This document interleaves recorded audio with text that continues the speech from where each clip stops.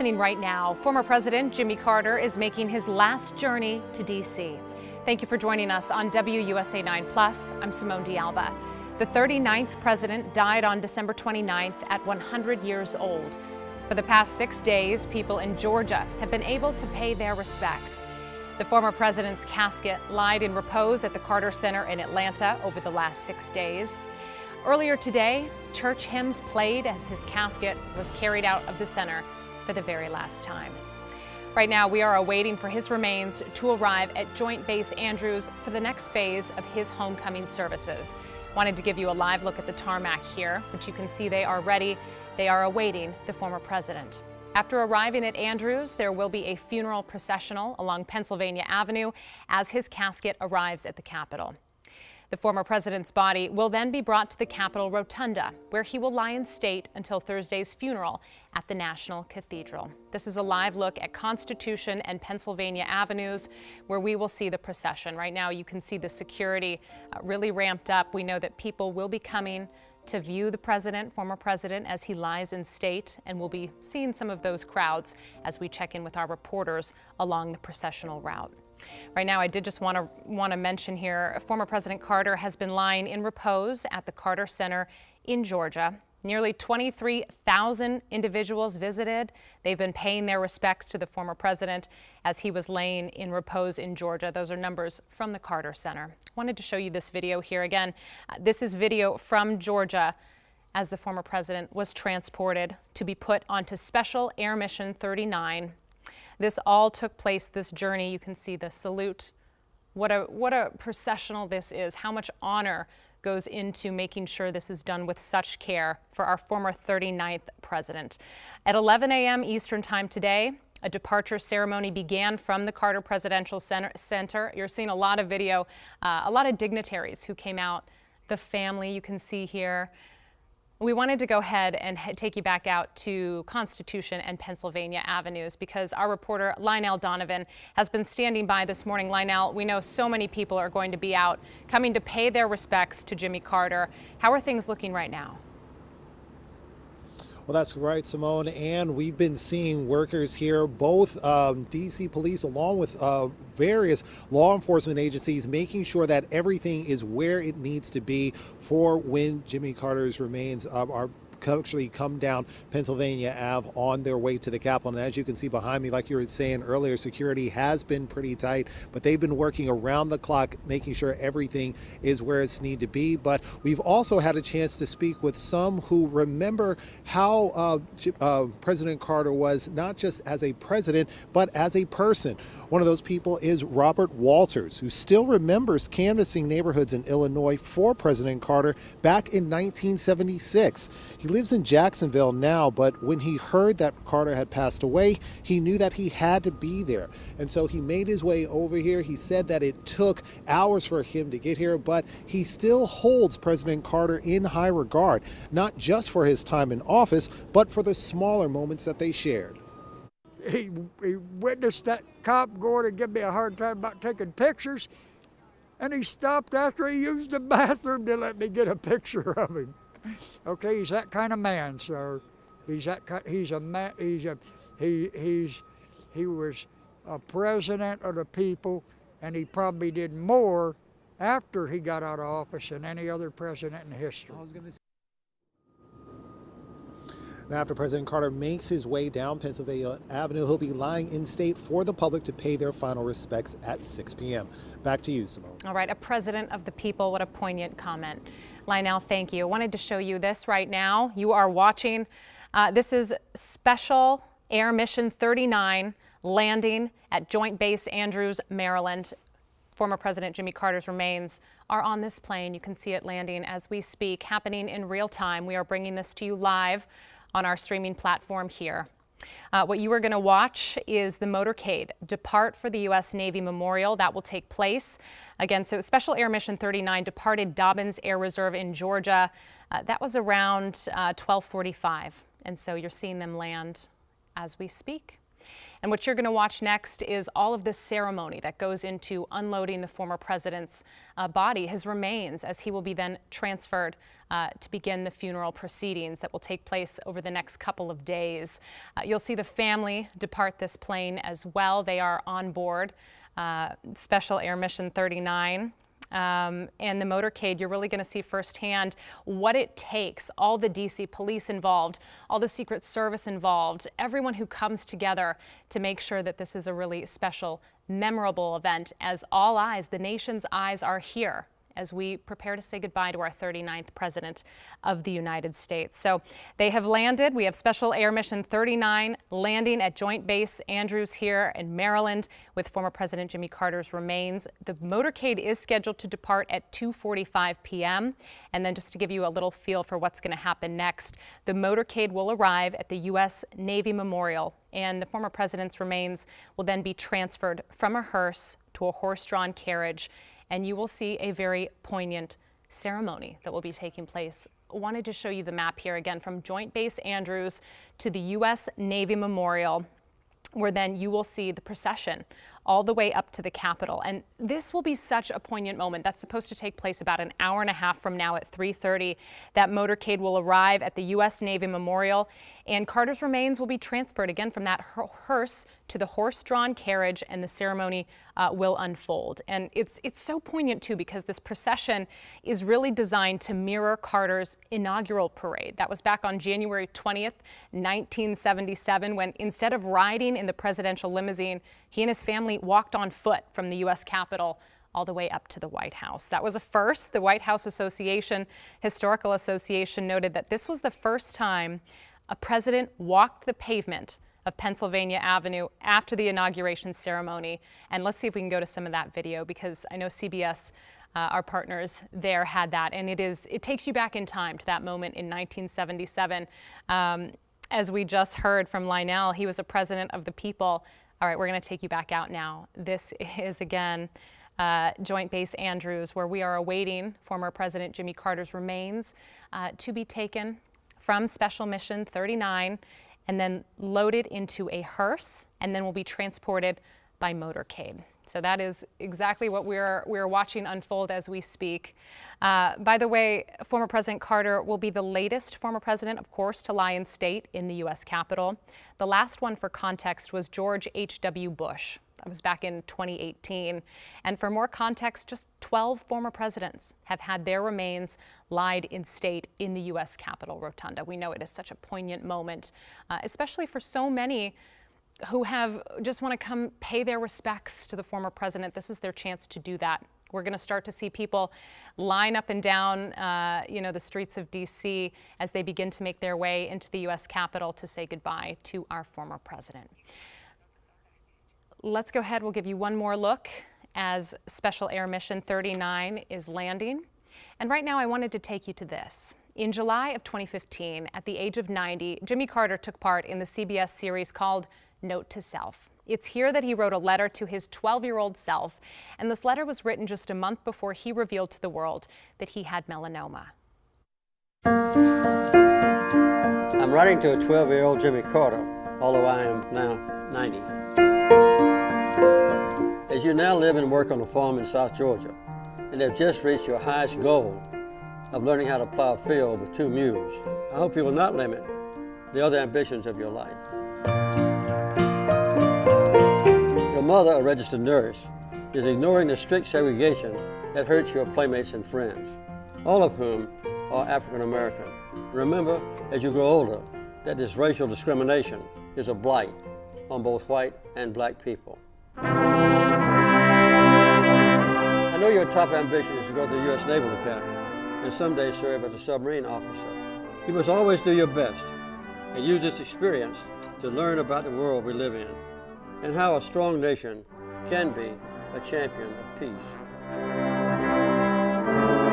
You will see how President Harry Truman's order as Commander-in-Chief to abolish all racial discrimination in the military service will bring welcome changes, but it always will need to be improved. When you return from the Navy, you must use your years as a farmer to expand your heart and mind as much as your father did, as preparation for the public service that is to come.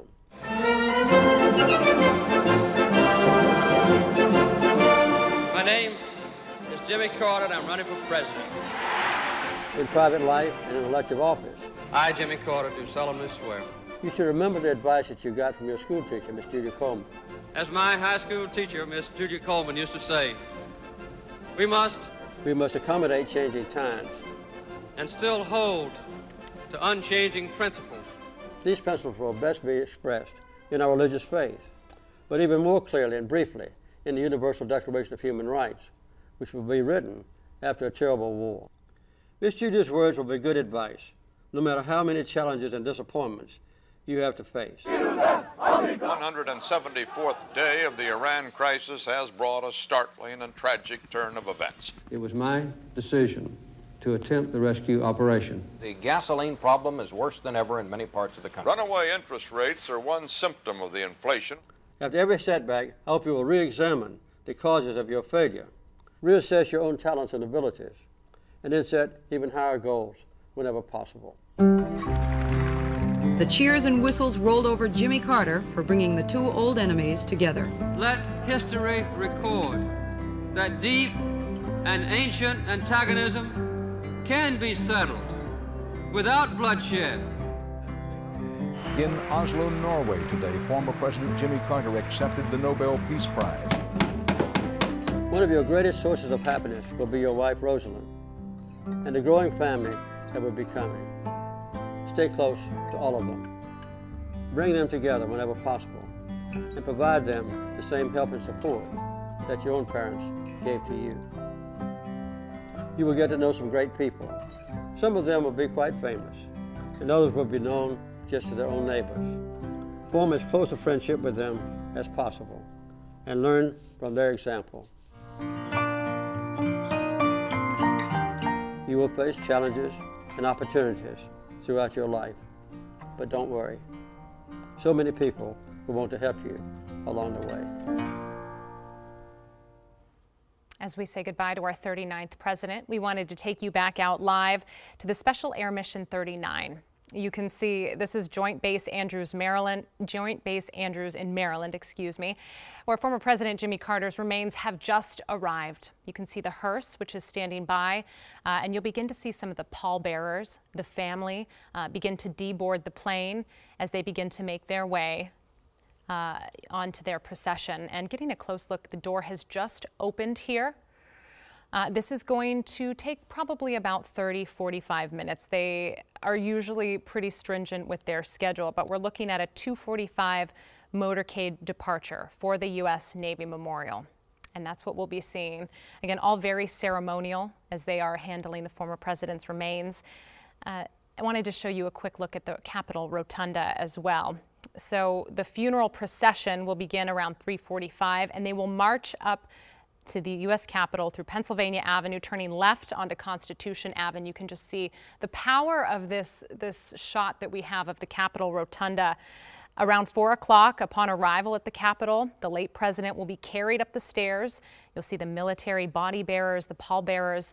He will be brought to lie in state in the Rotunda. And this is where you can see, oh, looks like we lost the feed. They are bringing right now the stairs up to the plane here, Special Air Mission 39, as they begin to deboard the former president's remains. And as I mentioned earlier, you will begin to see the Carter family make their way off the plane as well, traveling alongside the former president.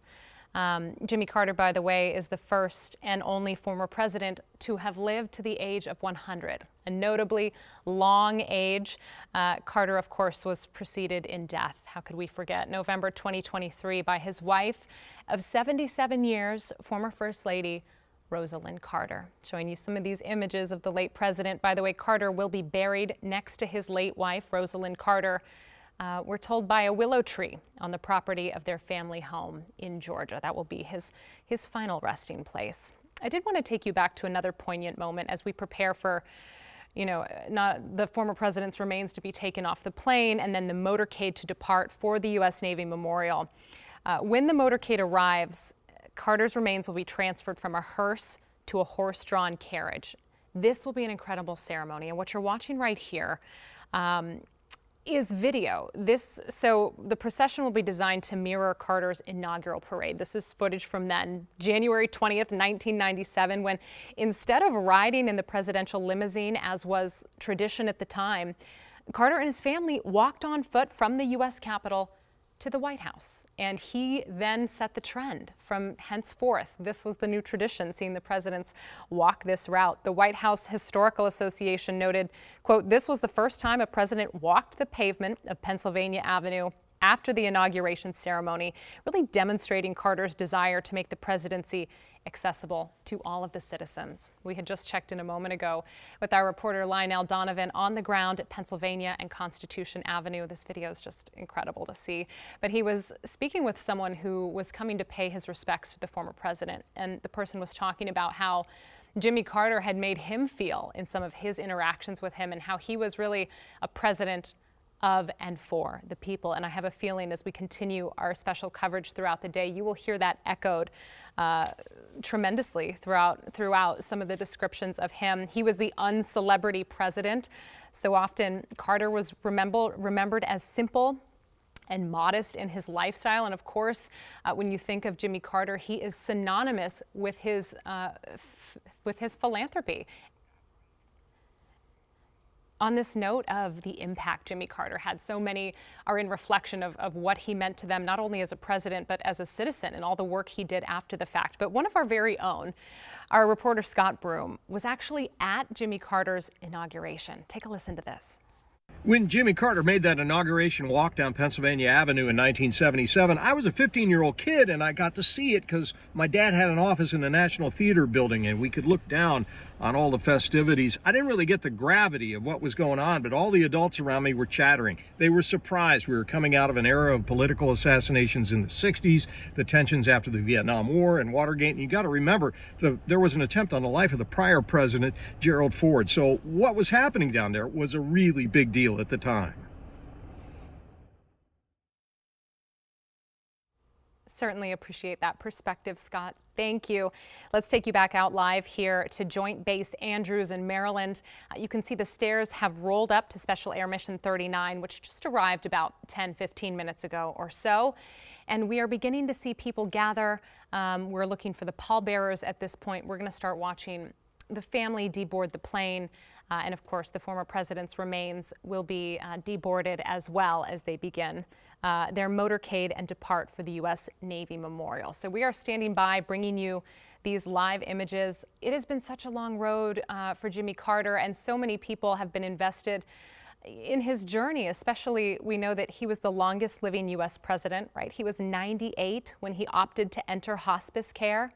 Wanted to show you some of the live images we continue to get here. You can see the processions that are beginning. To the left of your screen is the hearse, and you can see them coming in with the flags, of course. The tremendous honor and care, I should say, that goes into transporting these former remains of our 39th president. You are going to see every little detail ironed out to a T as everyone comes together to really highlight the dignity of this day, the honor of this day, the honor of this man who served this country in so many different ways. So we just wanted to hang with this for a moment as we continue to watch the procession as former President Jimmy Carter's remains are unloaded from Special Air Mission 39 at Joint Base Andrews.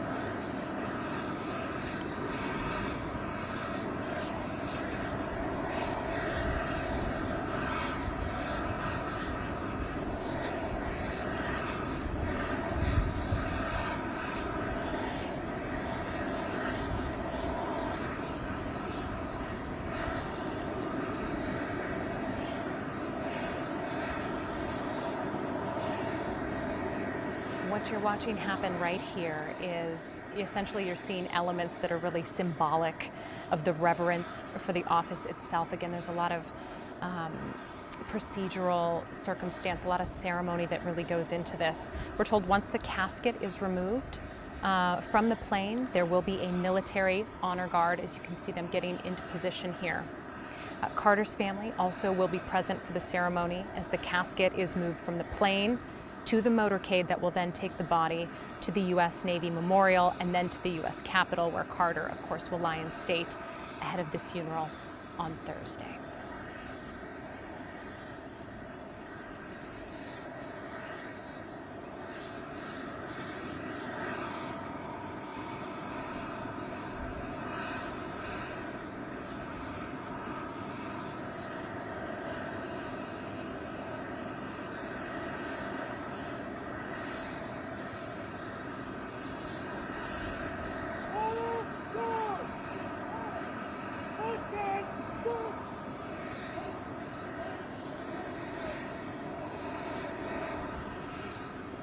What you're watching here, once the former president's body is taken off the plane, they will begin to play Hail to the Chief, and there will be a 21-gun salute. And so we are awaiting this at this very moment. You can see the military body bearer team are getting ready to remove the casket from the plane and then transfer it to the motorcade. You can see some of the family beginning to deboard the plane. This is the Carter family. You know, we also learned that we just had a massive snowstorm, of course, here in D.C., and we learned that more than 24 snowplow trucks were working to clear ice and snow off the tarmac just to make this possible for today, for this powerful moment. Again, as we stand by, waiting our 39th president's remains being taken off of this special Air Mission 39, we are waiting for Hail to the Chief and the ever-powerful 21-gun salute.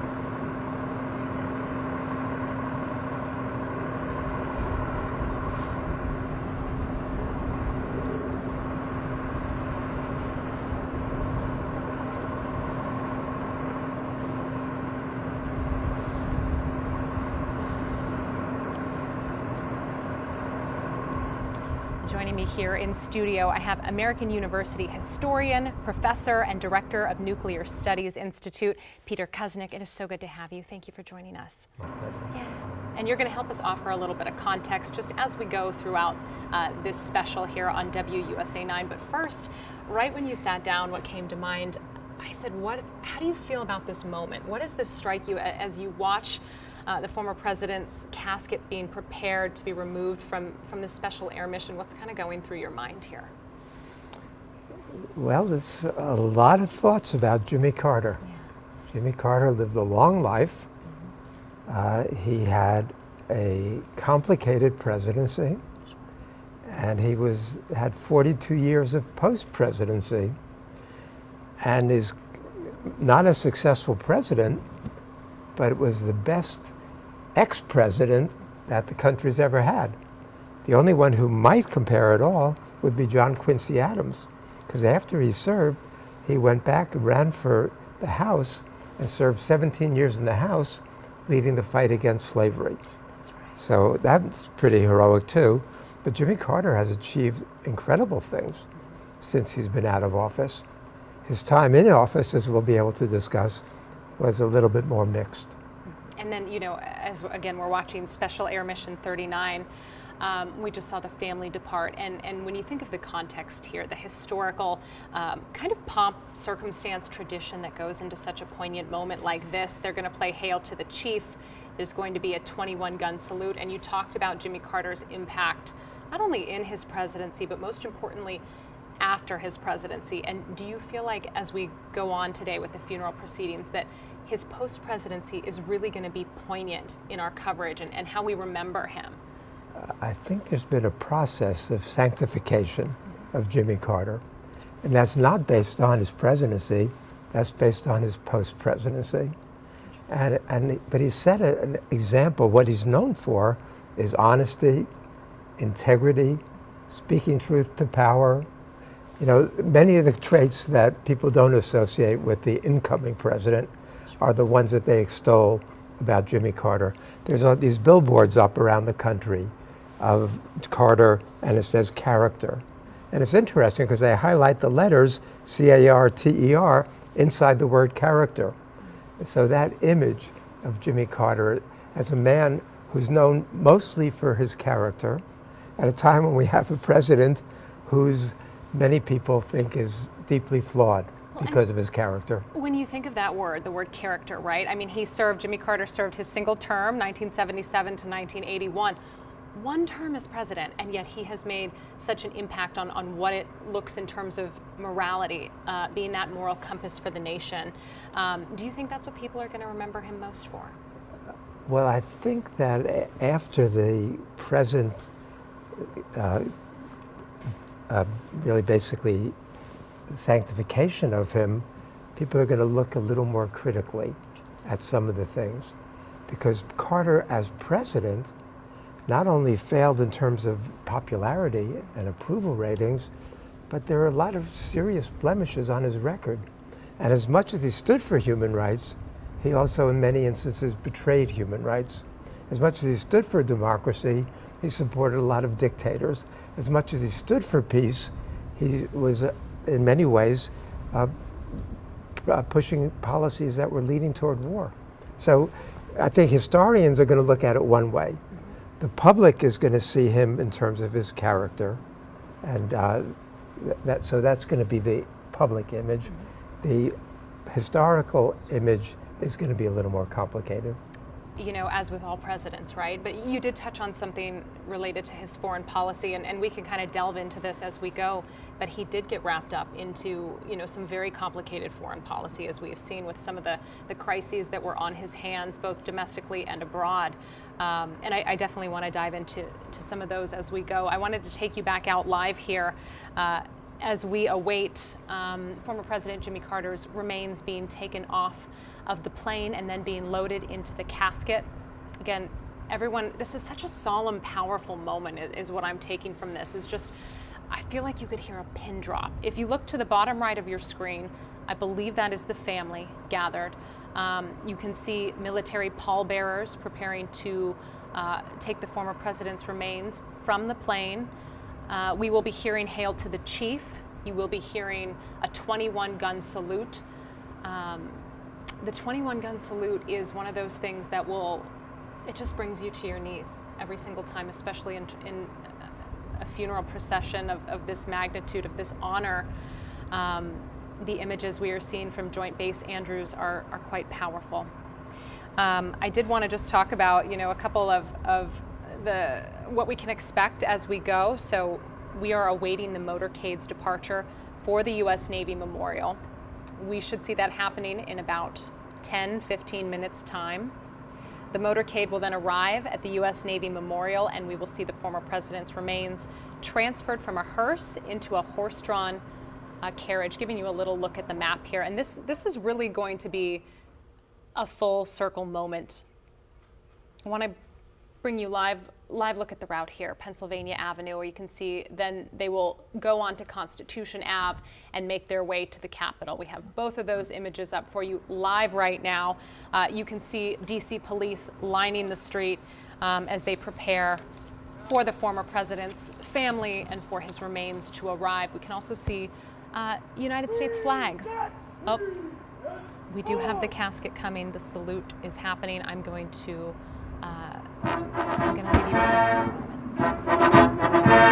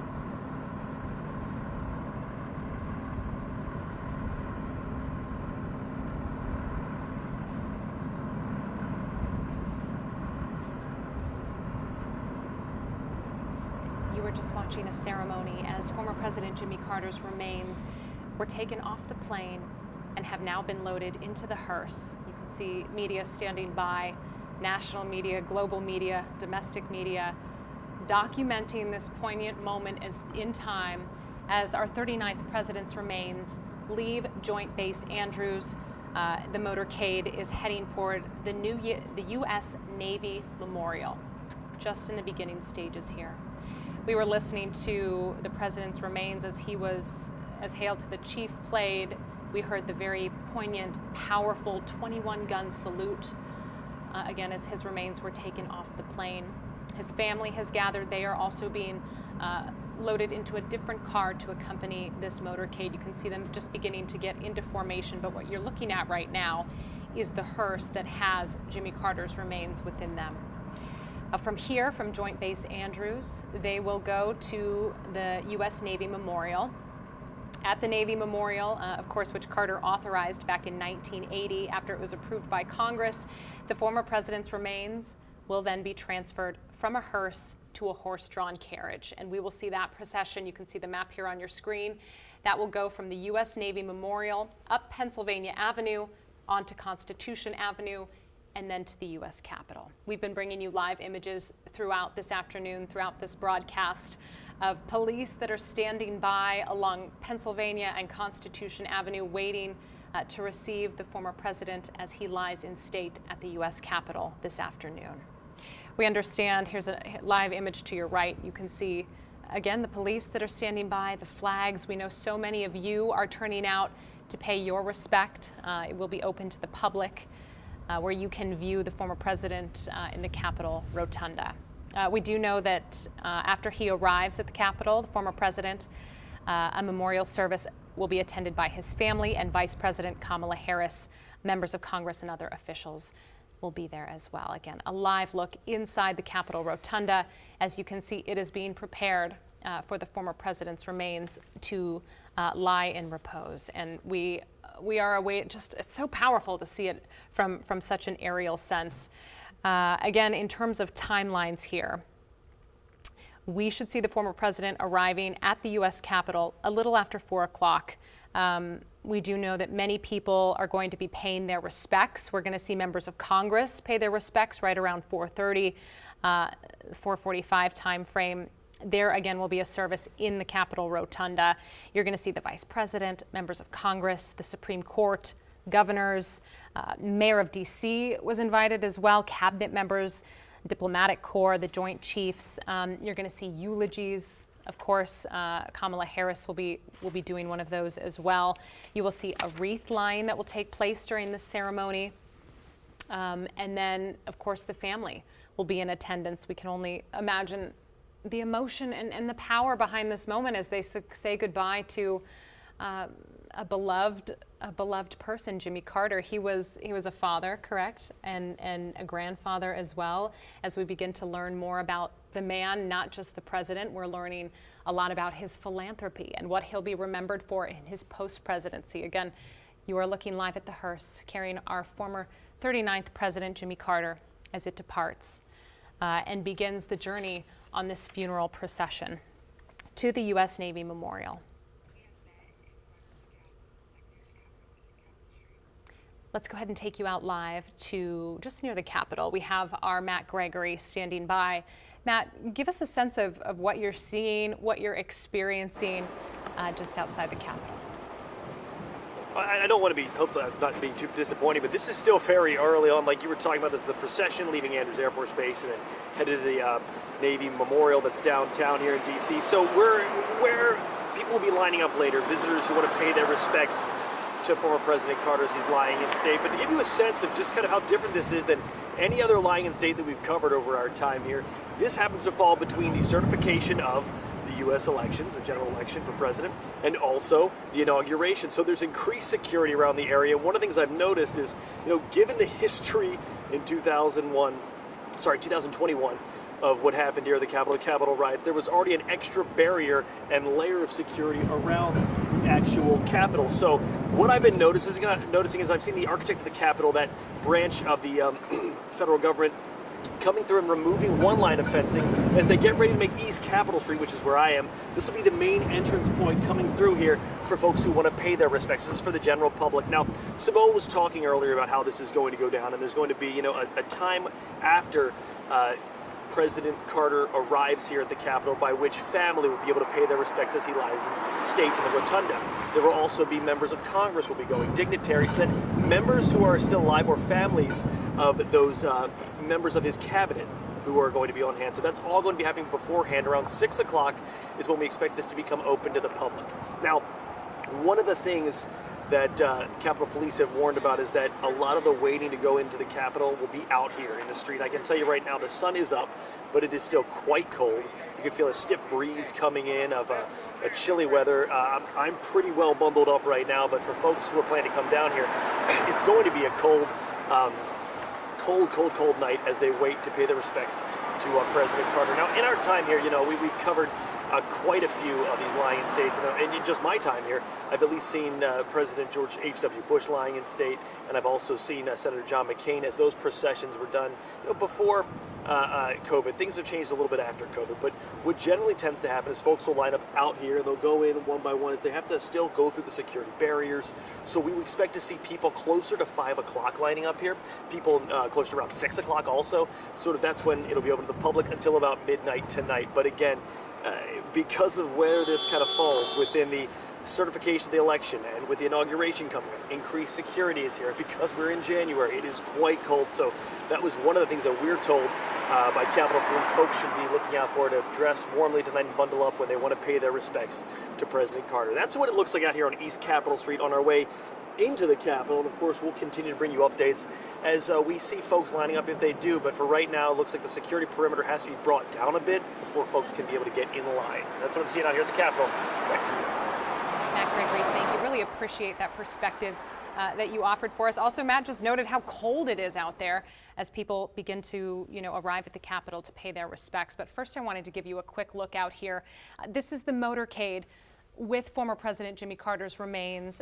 It has departed from Joint Base Andrews for the U.S. Navy Memorial. And just to give you some perspective of how massive this is family, this is dignitaries, this is so many people important to the Carter family, so many people who are important to the former president.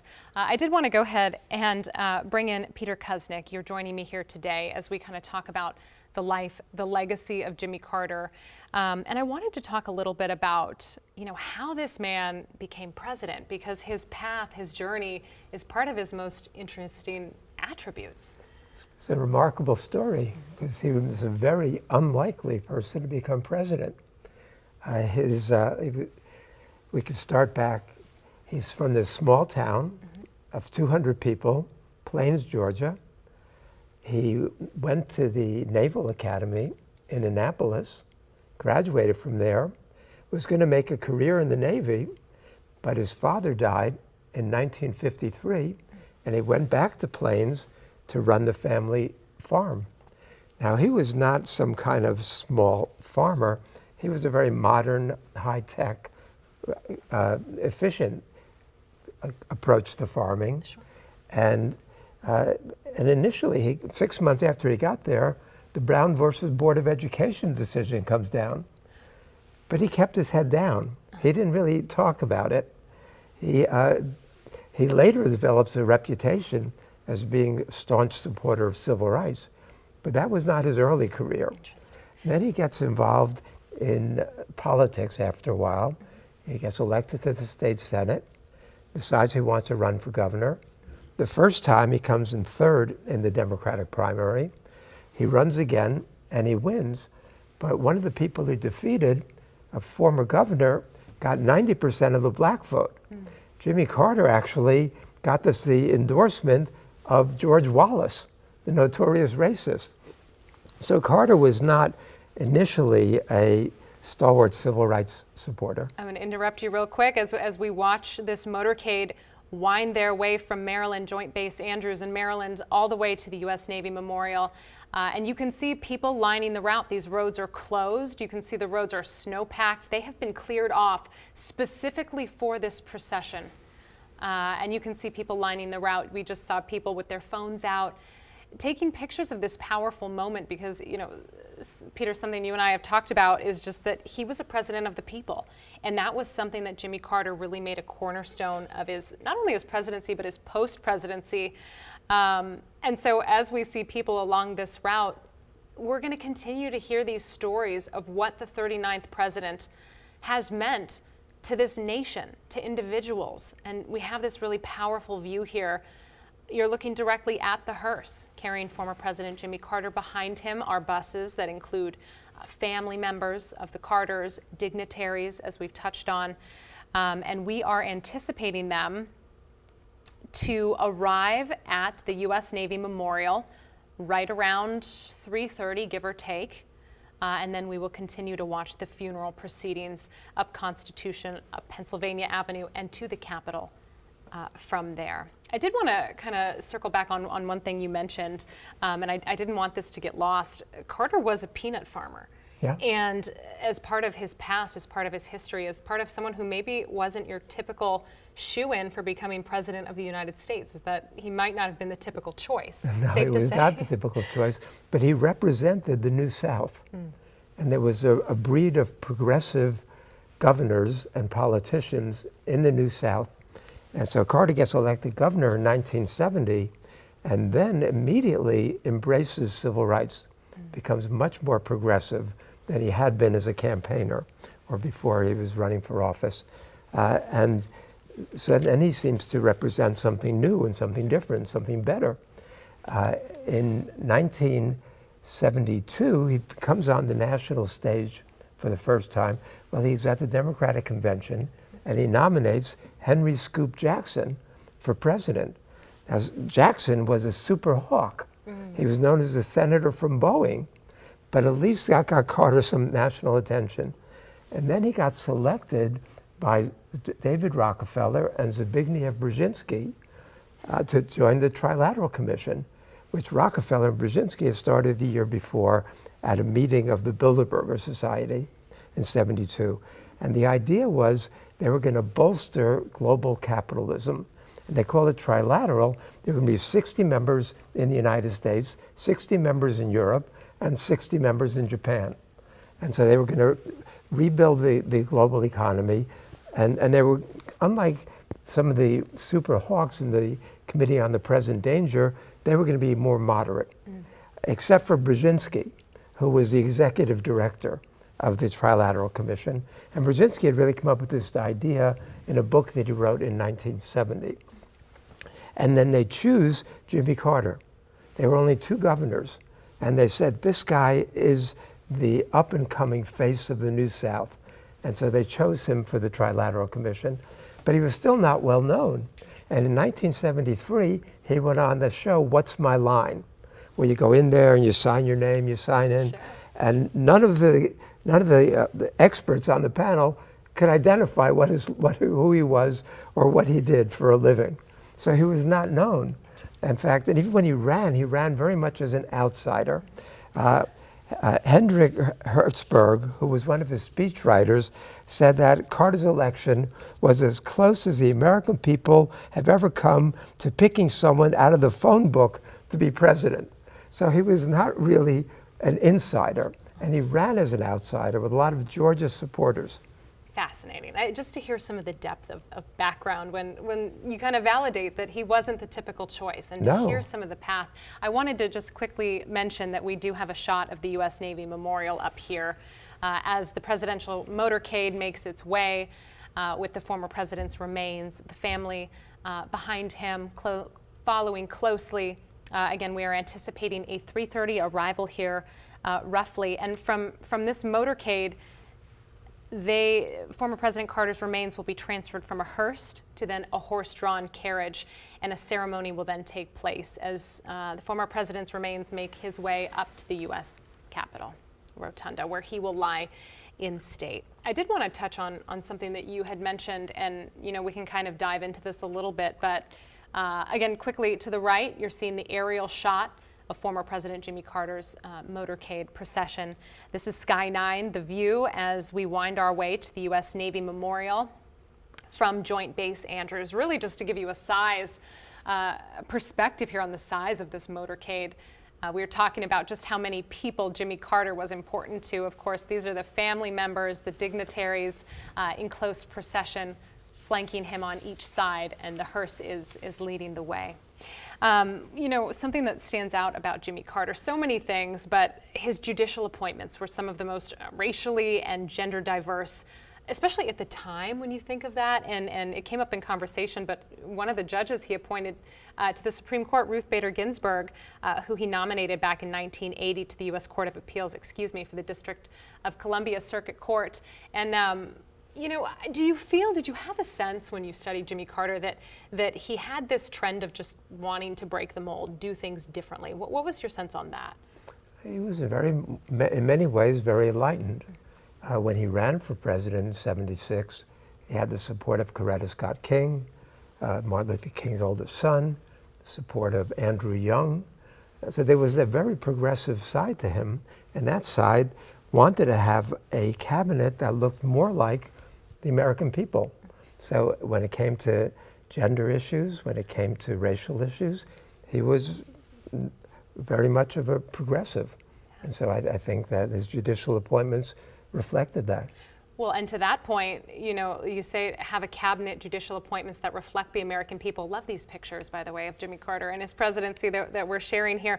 Mr. Carter named 57 minority judges, 41 female judges to the federal judiciary. That was just during his single term in the White House. And according to the Carter Center, that was more than all previous presidents at the time combined. And as we see him here holding hands with Rosalind, you know, something we talk about and we can dive into a little bit more was his philanthropy, but also his love story with Rosalind, which really became such a powerful moment as we saw her pass away in 2023. And the parting of ways, so to speak, where the lovers parted ways. But I mean, their journey for 77 years, was it? Yeah. They were married.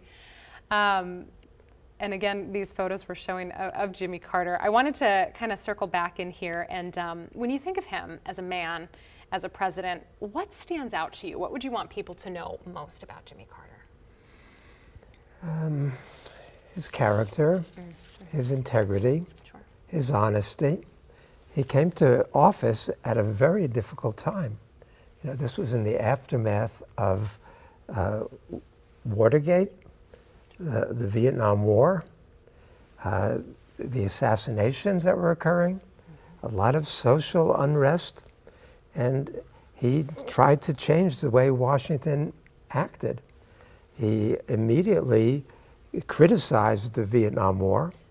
He said that no longer will the United States get involved in the internal affairs of other countries when it doesn't immediately impact U.S. national security.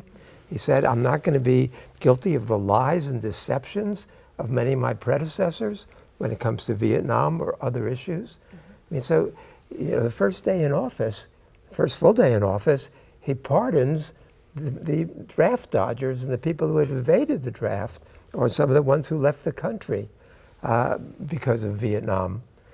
He gets off to a very strong start. His public statements were clearly meant to differentiate himself from what came before that. Because the country, with the Kennedy assassination, the failed Johnson presidency, who decides not to run again, the Nixon and Watergate, and then Gerald Ford. I mean, we had 4 presidents before him who either tragically lost their lives when they were trying to do good things, or else had very, very unsuccessful presidencies in some ways. Although Johnson, as a domestic president, of course, was a towering figure, but it was undermined by his support for the U.S. invasion of Vietnam. I see. I wanted to just kind of show you some of the images we're bringing in here. To the left, you were seeing the procession. I believe I'm looking at Pennsylvania Constitution. There you go, right up to, this is Pennsylvania Avenue, looking up to the Capitol. And you can see the people lining the street. You can see the D.C. police force, everyone part of making sure this is a safe, secure event. You can see the flags that are lining Pennsylvania Avenue, along with the snow, given D.C. recently just had a massive snowstorm. And then to the right, of course, we have former President Jimmy Carter. This is the hearse that is carrying his remains, and we see the funeral procession as it is winding its way to the U.S. Navy Memorial. From the U.S. Navy Memorial, Carter's remains are going to be transferred from a hearse to then a horse-drawn carriage in just a powerful ceremony. And I did want to talk about that as we saw Jimmy Carter's remains taken from Special Air Mission 39 when they arrived at Joint Base Andrews.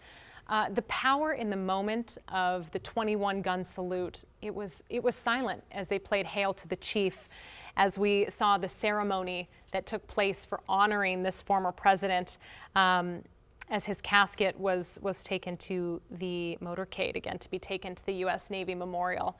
And we are just looking at images from across D.C. As we honor this poignant day, this poignant time in American history. There is so much to Jimmy Carter. There's a long life, 100 years, and so much has been made over his time in the presidency, and so much has been made of his time in his post-presidency. And something we talk a lot about is the philanthropy that came after the fact. And when you think of that in regard to Jimmy Carter, I mean, they're synonymous, right? Philanthropy and Jimmy Carter. Anything come to mind for you? Well, in 1982, he and Rosalind started the Carter Center. And the Carter Center has been in the forefront of the struggle for democracy, for peace, for peaceful resolution of conflicts. Carter himself intervened repeadedly and was a negotiator and a conciliator. So Carter is known as a man of peace. Post-presidency, he's a man of peace. And in some ways, he had to make up for some of the mistakes he made while he was president. But it's that, as you say, philanthropy, kindness, compassion. I mean, all the things that we love about Carter are traits that are missing in Donald Trump, or many people see it that way.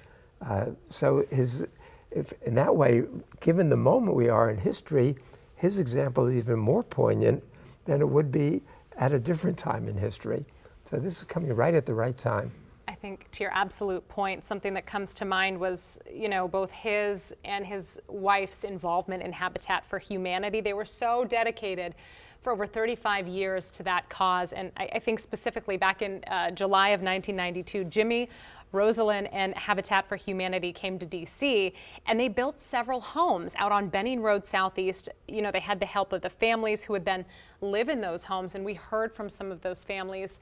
We heard from one woman who recently passed away, and her story was so incredible because she said, look, she had her hammer right next to Jimmy Carter, and she was out there putting in the work next to the former president as he helped her build what would become her home. So we hear these stories of his philanthropy, of his... And it wasn't an abstraction. Yes. He was there. He was hands-on. Yes. I mean, and he was working with all different people and so setting a different kind of example of what an ex-president can do, but not as an ex-president, but just as a human being. That kindness that you were talking about. This is some of the video we have for you of, again, former President Jimmy Carter. As his working for Habitat for Humanity, he was always in his element. Anytime I see footage of him, he has the hard hat on, he's got the hammer out, he's putting in the elbow grease to really give people a home, a different life, and that was something that was so poignant in his life, something that he will be remembered for. I do believe to the left here, we are bringing you a live shot here of the U.S. Navy Memorial as they prepare for the arrival of former President Jimmy Carter. The hearse leading the way here. You can see in this footage that we're bringing you to the right. That is the former president flanked by his family members, by his loved ones.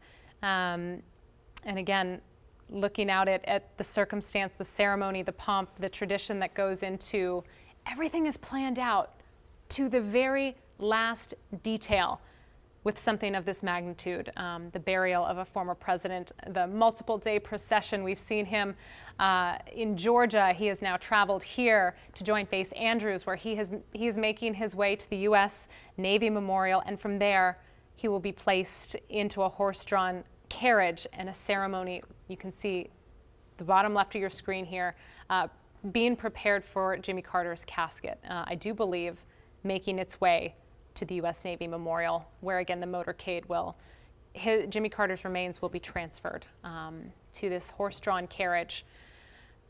Just the tremendous power of this moment, a full circle moment here this procession will be, because this procession is designed to mirror Carter's inaugural parade back on January 20th, 1977, when he is so famously known for, instead of riding in the presidential limousine, Jimmy Carter and his family walked on foot from the U.S. Capitol to the White House, which at the time was really breaking tradition. Look at these stunning horses.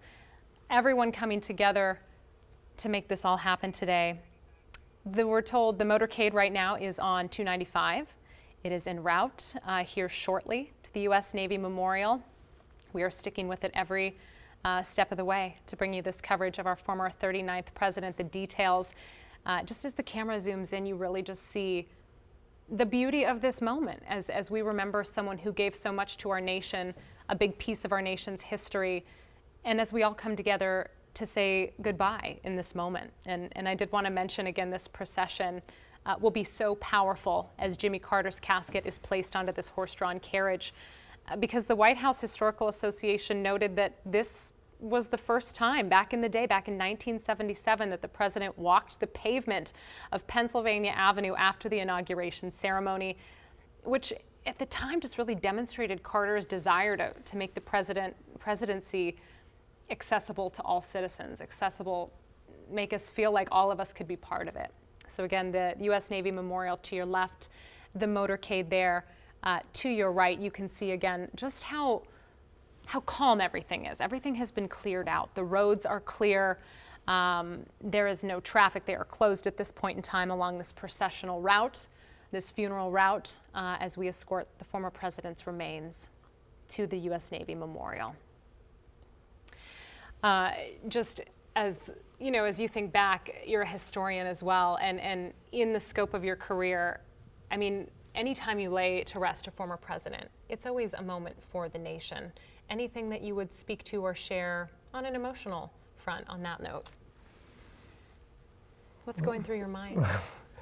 What's going through my mind is the greatness of Carter as an ex-president and the complicated history he had as a president. Sure. And that what concerns me as a historian is that if people are going to just focus on the post-presidency and what his great job he did, they're going to lose the lessons of why his presidency failed.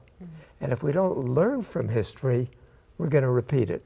And we've seen that happening. I think that's which is why I think it's important for us to look honestly, which I think is what he would have welcomed, which is a more honest analysis of the good, the bad, and the ugly. Yeah. The things that he did well and succeeded at, the things that he did that he either bungled or did some really problematic things. I mean, he was the first Democratic president since 1888 not to win re-election. And you did kind of touch on, some call it a failed presidency, some call it an underwhelming presidency, but that is part of the reality of his legacy. But he came in with such great ideas. He says that, first of all, we've got to drastically cut military spending.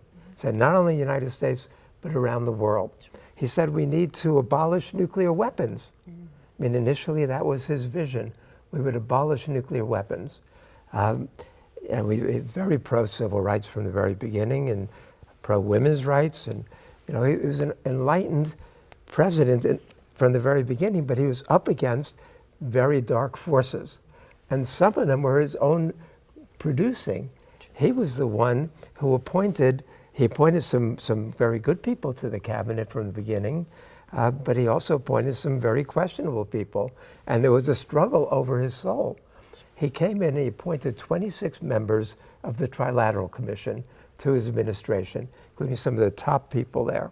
And the main one was Zbigniew Brzezinski, who was his national security advisor. And Brzezinski, a Columbia professor, was the son of a Polish diplomat who hated the Soviet Union. He said, I'm the first Pole in 300 years in a position to stick it to the Soviet Union. So in a nutshell, Brzezinski, polarizing to say the least. Yes, polarizing is a nice play on words there. But Brzezinski, and then but he also appointed Cyrus Vance as Secretary of State. He wanted George Ball, but it was clear that the Israel lobby was not going to accept George Ball. And George Ball had been a critic of the U.S. invasion of Vietnam during the Johnson administration.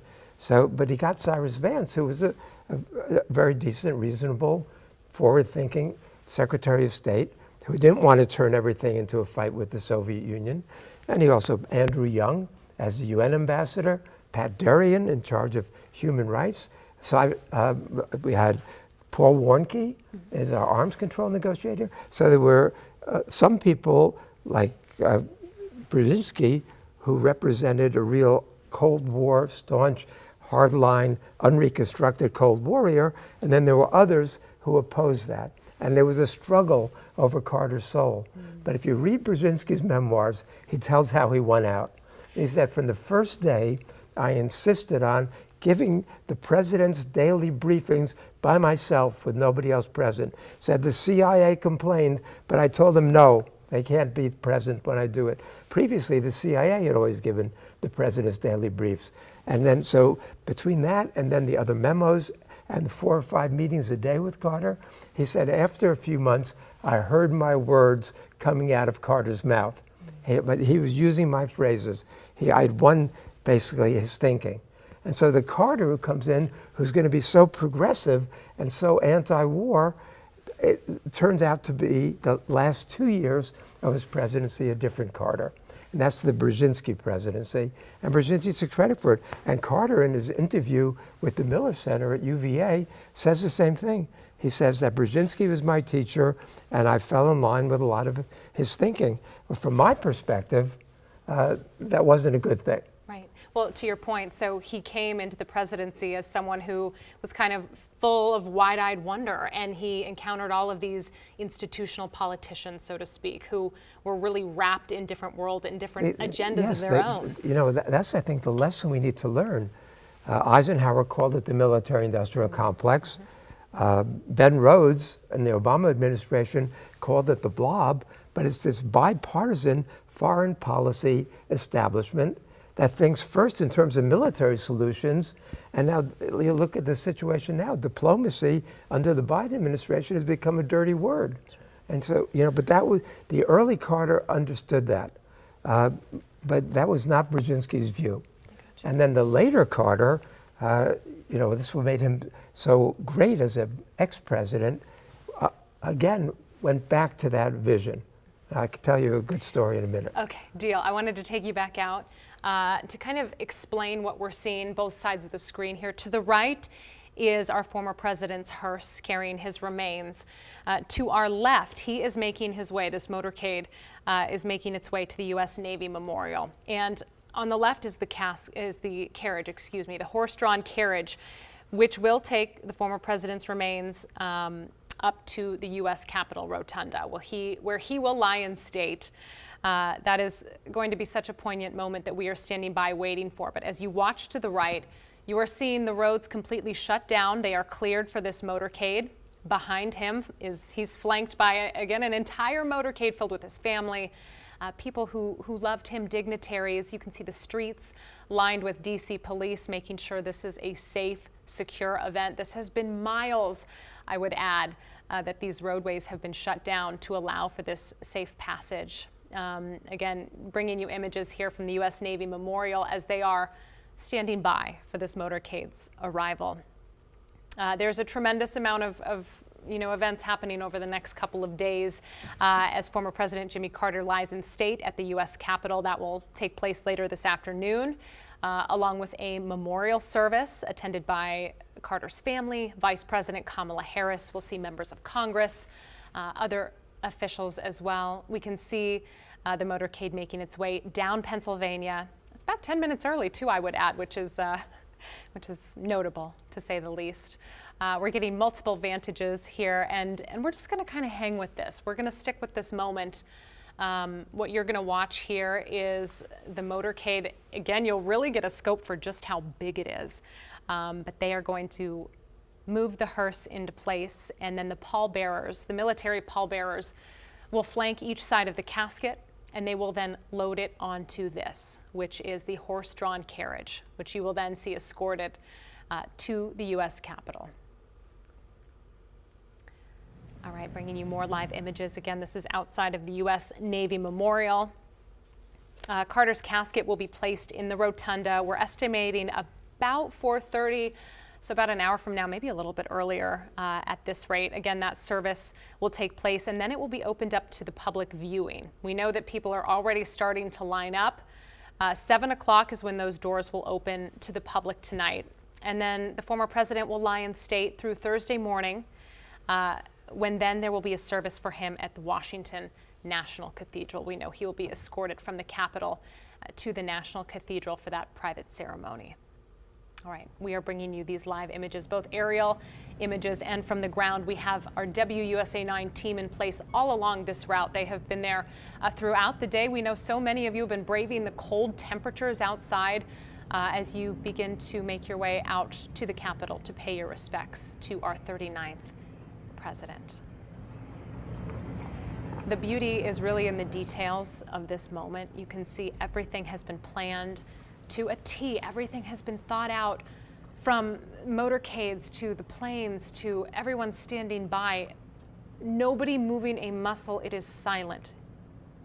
You could hear a pin drop right now.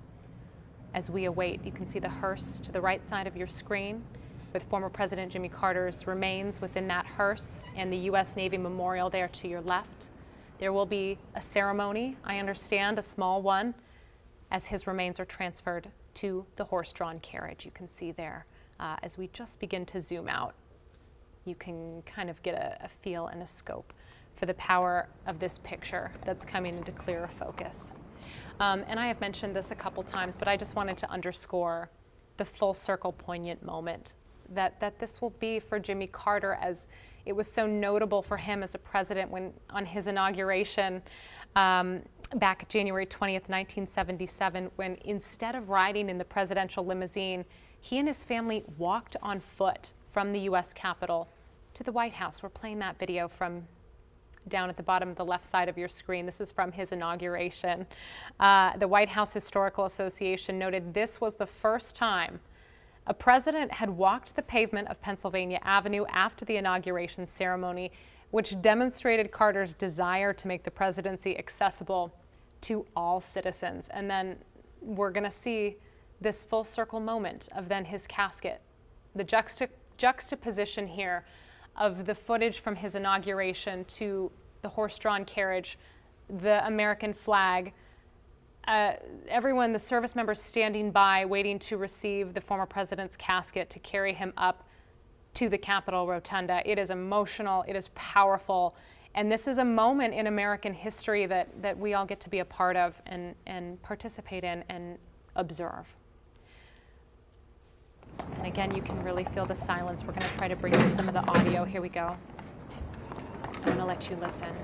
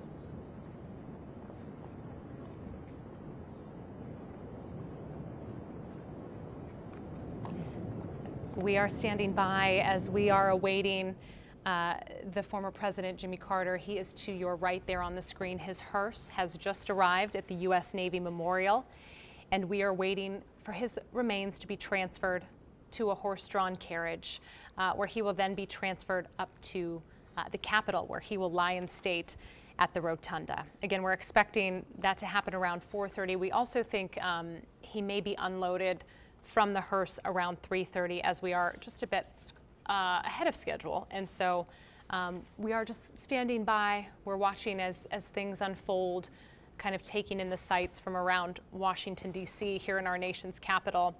Now, once Jimmy Carter arrives at the Capitol, we know that the honorary pallbearers will then carry the late president to the rotunda, where his casket will then lie in state. The public will be able to view that starting at 7 p.m. tonight. For some context here, the last president to lie in state at the Capitol, of course, the late president, George H.W. Bush, that was back in 2018. Just, you get a real feel for how solemn and how powerful this moment is when you look to the left of your screen. And you see people, it is silent as you look up towards the Capitol. Not a sound is being made. We do know that President Biden is expected to give a eulogy on Thursday morning. That will be during the service at the Washington National Cathedral. By the way, that is a national day of mourning. President Biden declared that as such. After the service from there, Carter's body will then be flown back to Plains, Georgia, where there will be an event at Marantha Baptist Church. This is where he taught Sunday school for decades, and then it will be followed by his burial in a private service. We are seeing there to your left, we're seeing the horse-drawn carriage move just a little bit. Again, we sit in the power of this moment. We sit in observance of this moment for all that Jimmy Carter was, all that he was to our nation, and we know so many of you are getting ready to go view him in the Capitol. And we've been speaking with many of you saying, hey, I have this memory back from his inauguration, or I met him one time when I was volunteering with him at Habitat for Humanity. We've learned a lot about his philanthropy, him and Rosalind.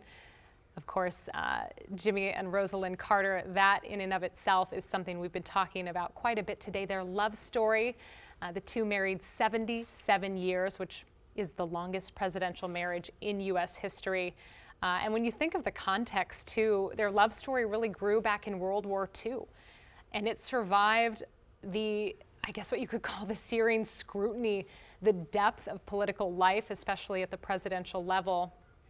And then, of course, we watched Rosalind Carter expand the role of the First Lady, really grow into it. And then, I would argue her post-presidency as well, her post-First Lady, the work that she did to help others, to bring awareness to those who needed it most, be it through Habitat for Humanity or some of the other various ways that she gave back. She made such a huge impact on this world.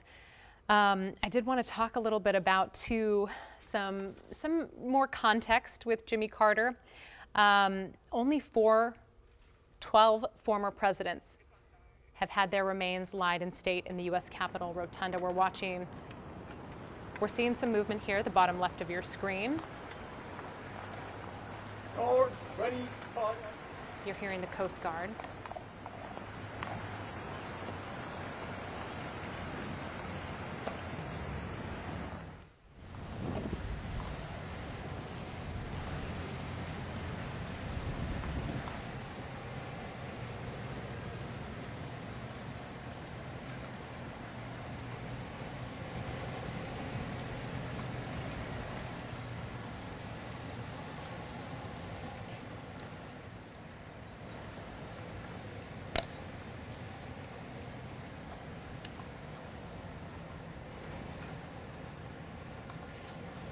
If you are just joining us, we are standing by.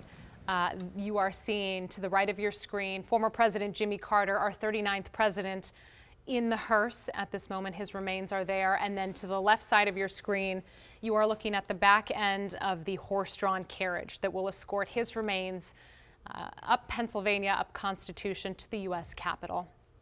And you're seeing all the procession, all the pomp and circumstance that goes into laying a former president to rest. It is a tremendous endeavor, a tremendous undertaking. And again, you're watching the Coast Guard here as I do believe this ceremony is underway. The Navy.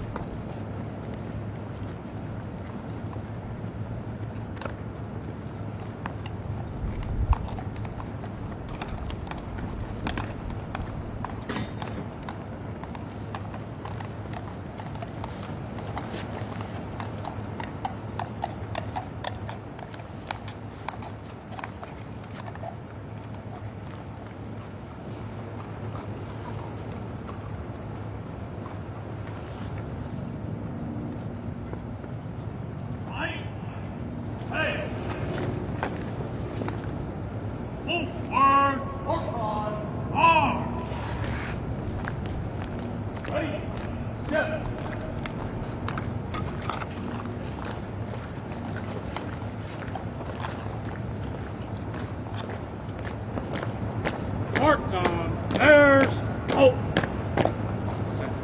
Thank you.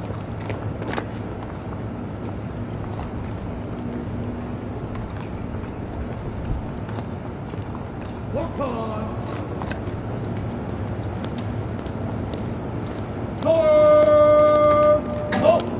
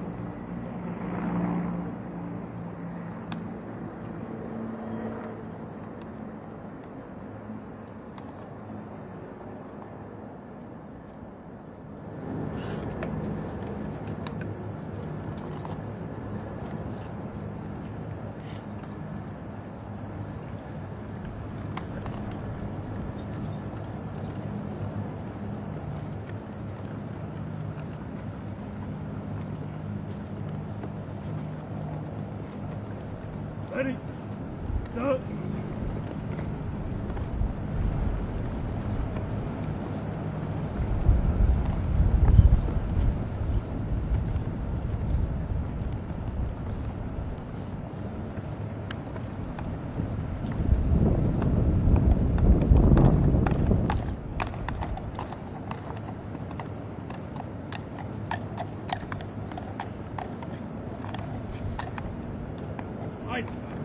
March.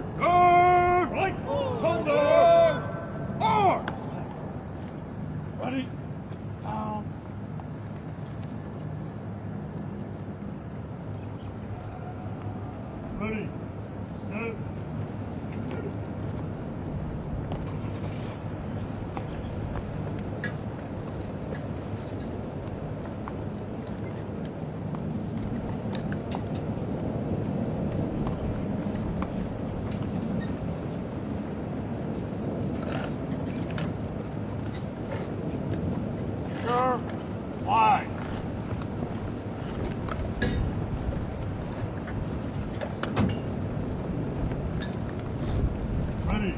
Up.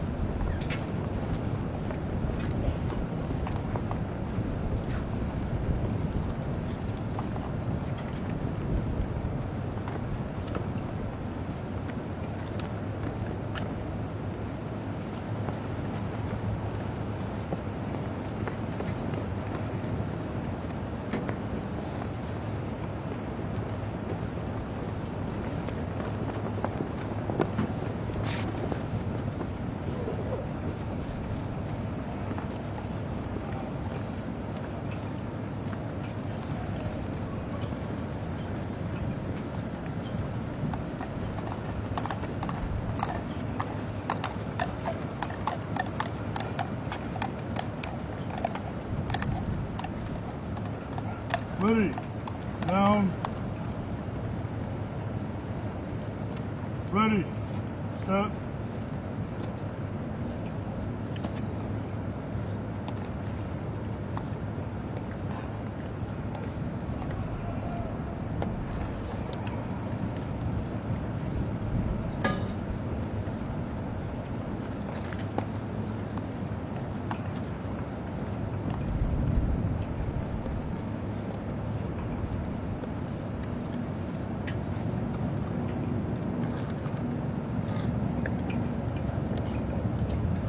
Set.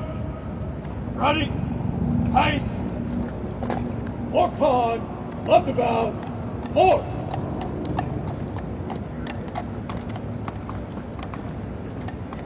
Ready. Step.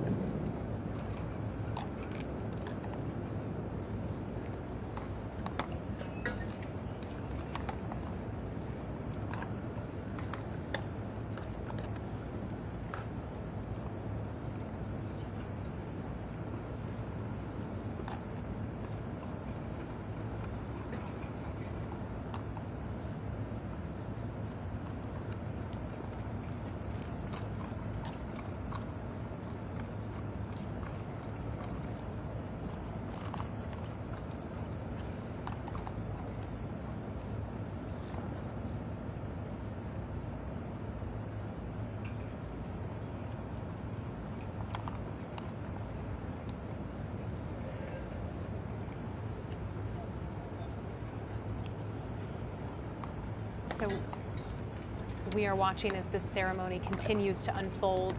Just a little bit of an update here. Carter's motorcade carrying the casket arrived at Navy Memorial, and we are now watching the ceremony that unfolded after the former president's body was transferred to the horse-drawn caisson. And then this funeral procession will begin down Pennsylvania and Constitution Avenues, where he will then lie in state in our Capitol rotunda. There is so much tradition that goes into this. You're watching the dignitaries arrive on your left. There will be a special ceremony here in the Capitol rotunda that we'll be talking about with some of our reporters on the scene there. They can kind of break down what we can expect. We do know that this memorial service will be attended by his family, Vice President Kamala Harris. Of course, members of Congress, other officials will be there as well. Senate Majority Leader John Thune will be delivering eulogies, as well as House Speaker Mike Johnson, along with several members of Carter's presidential cabinet. They're expected to attend, and they may be making remarks as well. You're seeing former President Jimmy Carter's family there on your left. You're seeing the procession getting ready to carry the former president's remains in the upper right-hand corner, and of course the bottom right-hand corner you're seeing a view of our Capitol with the bluebird skies overhead. Now, everything about this today has been very measured. Everything has been planned out. I wanted to give you a little update on where we go next. We heard "Hail to the Chief" being played as military pallbearers lifted Jimmy Carter's casket from the hearse and then transferred him to the caisson. We also heard the U.S. Navy band playing "Just As I Am" without one plea. And then the family members here are going to begin walking the procession route. You're going to see them move into position here as the body bearer team really secures the casket onto the caisson. That is what we are awaiting for here. Again, everything is very scheduled out with this funeral procession that we are seeing. Everything is quite precise.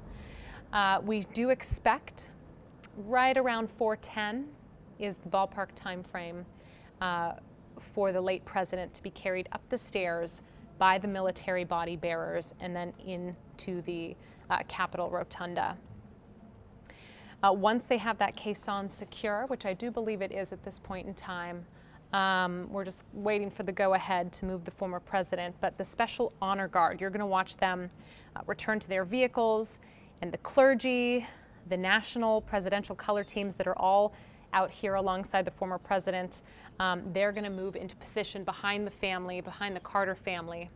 You're seeing a very clear view here of the former president's casket draped in the American flag, the United States flag. A view of the Capitol rotunda as we see dignitaries file in for this memorial service that will be taking place.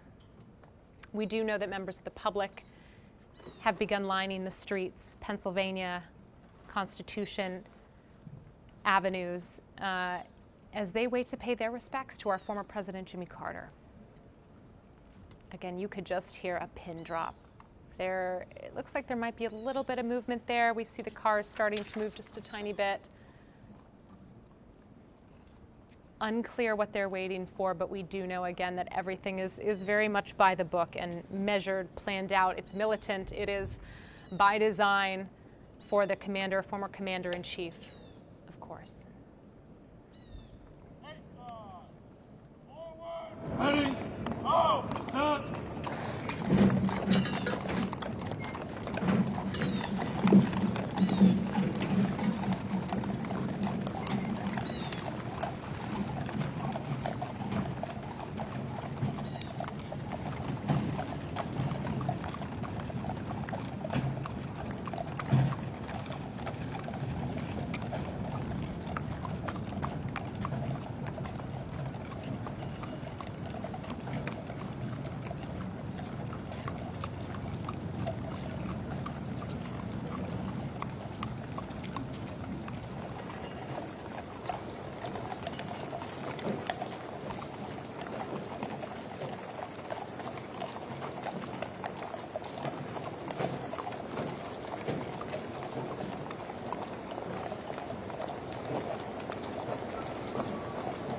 You are watching the procession here as the former president's remains make their way up to the United States Capitol.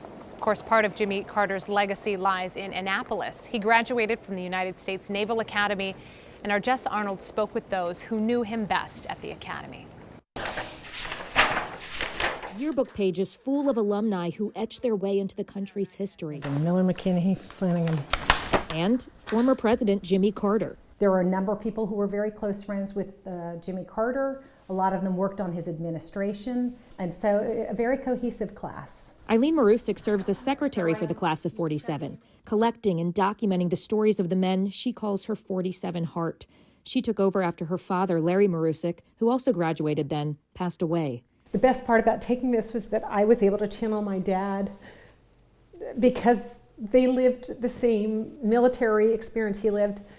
And as I see them passing away, it's been joyful, but it's sad. The ones left living, all at least in their late 90s. Some still remember the midshipman who would go on to be the 39th President of the United States, like class President Jack Stevens, who was in the same cutter crew as Jimmy Carter. A cutter's a type of boat. And people ask, well, how was he? Well, he was absolutely non-demanding. Of course, he hadn't been president at that time either, but he was easy to get along with, a neat wife. Joe Flanagan, who wrestled at the Academy and served in the Navy for years, remembers taking classes with Jimmy Carter. He was always a straight shooter, and I enjoyed his company.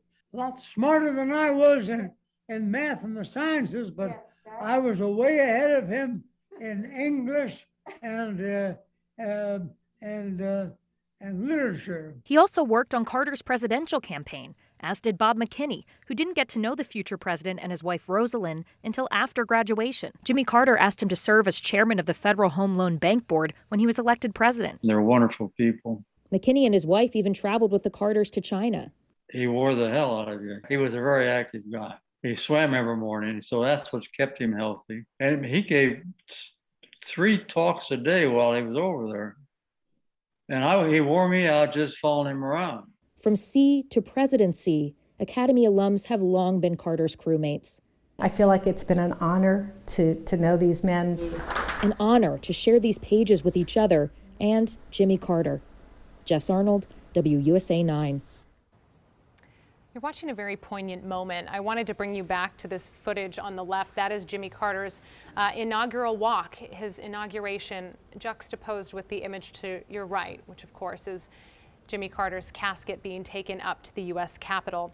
This was such a powerful moment because this procession here, what you're watching, was actually designed to mirror Carter's inaugural parade back in 1977, when instead of riding in the presidential limousine, he and his family, as you're seeing, walked on foot from the U.S. Capitol to the White House. Again, so poignant because the White House Historical Association noted that this was the first time a president had walked the pavement of Pennsylvania Avenue after the inauguration ceremony, which really demonstrated Carter's desire to make the presidency available and accessible to all citizens. Now, what we're waiting for, the procession, as it makes its way up to the Capitol, it's going to reach the North Barricade, and then we're going to watch a brief pause before they move on to the Capitol Plaza. That should be roughly around 4:05, 4:10. But again, to see the inaugural procession to the left side of your screen, and then to see some of the images unfolding from the funeral procession today in Washington, D.C. are so powerful. I wanted to talk to you about Jimmy Carter specifically and how he is known for speaking truth to power. And I'm wondering if you can elaborate on that. First, let me comment that this humility, being a man of the people, that was reflected in his walking in the scenes we just saw, was also reflected in the fact that he sent his daughter, Amy, to public schools in the district. Which other president can you remember doing that? So that was just typical of him. But one of my favorite stories about Jimmy Carter, you mentioned before Maranatha Baptist Church in Plains, Georgia. Well, he was very involved with the church and taught Sunday school. And in 2019, he was speaking to the congregation, and he said, I just spoke recently to Donald Trump, to President Trump. And he was expressing his concern about China. And I said to him, I don't fear the Chinese century, I welcome it. And he asked them, and he said, how many times has China been at war since 1979? Zero. While we've been constantly at war, he said. He said, in the 242-year history of the United States, we've only had 16 years when we weren't at war. He says, China has 18,000 miles. First he says, the United States is the most warlike nation in the history of the world. He says, China has 18,000 miles of high-speed railway. How many miles does the United States have? Zero. He said, we've wasted $3 trillion on wars since 1979, while if we had invested like the Chinese do in high-speed rail, in schools, in infrastructure, our bridges wouldn't be collapsing, our roads would be better.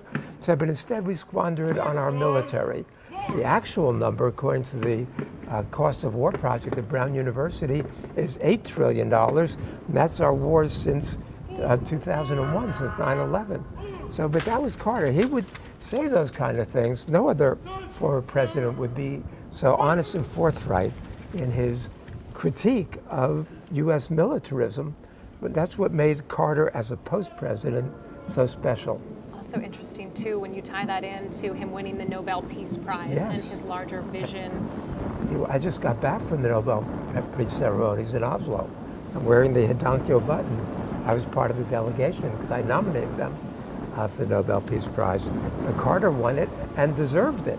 We've had other presidents who are much more dubious. And he's the fourth president to win the Nobel Peace Prize, but the most deserving of all of them. You think, for example, in 1994, when it looked like the U.S. and North Korea might go to war, Carter flew into Pyongyang and he negotiated a nuclear deal that lasted for 9 years till the Bush administration blew it up.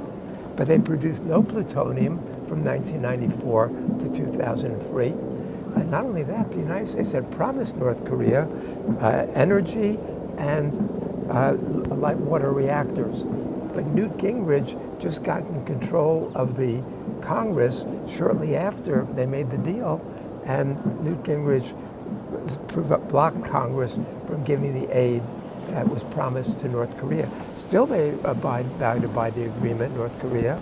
And, you know, so Carter, as a negotiator, as a diplomat, even without official credentials, was really a breath of fresh air who brought peace time after time. You think of just what a visionary he was, and just to have that context is so incredibly helpful. I wanted to take you back out live to the procession here. We do know the United States Army Band was playing God Bless America, Flowers of the Forest, and Our Fallen Heroes as this funeral procession really makes its way to the United States Capitol. Again, we're going to see the military, all of the military personnel render a hand salute. You see that along the procession as the caisson passes, carrying former President Jimmy Carter's casket in the back. The power of this moment, we've talked about this just as we've done our coverage, but I just keep coming back to how all of us as Americans, we're sharing in this collective moment of saying goodbye to a 39th president who has given our nation so much, not only from a political standpoint, but so much from a philanthropical standpoint. And we've been diving into that, whether it was, you know, a president sending his own child to public school, whether it's that, winning a Nobel Peace Prize, his work with Habitat for Humanity for over 30 years, some of which had really deep roots here in Washington, D.C., in Southwest, where people still talk about his contributions. Those homes, you know, are standing. People live in them who worked alongside Jimmy Carter to build those homes. And so his impact, not as a politician, but as a human being, is so everlasting. And that's part of the energy you're feeling here today as we watch this procession make its way down Pennsylvania Avenue. Again, the president will lie in state. They just turned onto Constitution Avenue as they are nearing the end of this procession, again, where they will approach the North Barricade, and after a brief pause, you will then see them move on to the Capitol Plaza. Here shortly, they are right on schedule, right around 4:10. And I wanted to give you some more perspective here. Carter is, of course, the latest former president who will lie in state in the Capitol, the last being George H.W. Bush back in December of 2018. And we can recall lines wrapped around the block waiting to go and pay their respect. So many people who came out, and we will see the same here in Washington, D.C., as people are coming from near and far with stories of how Jimmy Carter, perhaps the president, but most likely the person, impacted their very own lives, what he gave to them, and the impression, what he did for them in their own daily lives. And so that's what we're seeing. We know it is cold out in Washington, D.C. right now, so the people who are waiting, are doing so because they truly believed in honoring this man, our 39th president. Something that is poignant and that has really stood out to me today is that the former president will be buried next to his late wife, Rosalind Carter, of course, and they will be buried by a willow tree on the property of their family home in Georgia, which is such a profound, simple ending to a man who has given our country so much. He is the first and only former president to have lived to 100 years old. He had a long, robust life, and that is going to be reflected in many of the people that you're going to see involved in this procession, involved in some of the funeral proceedings, whether they were in his cabinet, whether they served with him as president, whether they were part of Habitat for Humanity with him for all those years. You can see just the impact he's had. The upper right-hand corner of your screen, I wanted to draw your attention there. You can see people bundled up as they wait in line. That is East Capitol Street, as people are waiting to go pay their respects to Jimmy Carter. We know Vice President Kamala Harris will deliver a eulogy at the Lying in State ceremony, which will take place here in just a little bit. That is where she and Second Gentleman Doug Emhoff will present a wreath on behalf of the executive branch. It's just another ceremonial step, so to speak. We can see around D.C., as we've been viewing the area today, we've seen flags flying at half staff, half mast, in honor of our president, former President Jimmy Carter. We do know he was preceded in death, of course, back November 2023 by Rosalind Carter. I just touched on that. His wife of 77 years, former First Lady. Let's go ahead and bring you into where this is going next. So if you are just now joining us, we are watching the funeral procession for former President Jimmy Carter. He is being drawn by a horse-drawn caisson. The casket he's in this funeral procession as they make their way up Constitution Avenue to the U.S. Capitol. A little bit of the route here I wanted to walk you through. We're at the very tail end of this, so it began at the Navy Memorial, up Pennsylvania Avenue Northwest, onto Constitution Ave, where they will then make the turn to the U.S. Capitol. You will see them go up the steps and then enter the Capitol Rotunda, which we have been watching dignitaries, members of Congress file in today. We do know that President Biden is expected to give a eulogy Thursday morning. This will be during the service at Washington National Cathedral. This will be a national day of mourning. And then after the service, of course, Carter's body will return to Georgia for his final resting place. Just wanted to leave you with this view of the procession as you are watching the family members behind the casket as they walk to the U.S. Capitol Rotunda there at the bottom right hand of your screen. That is an aerial view of the rotunda you can see as it begins to fill in.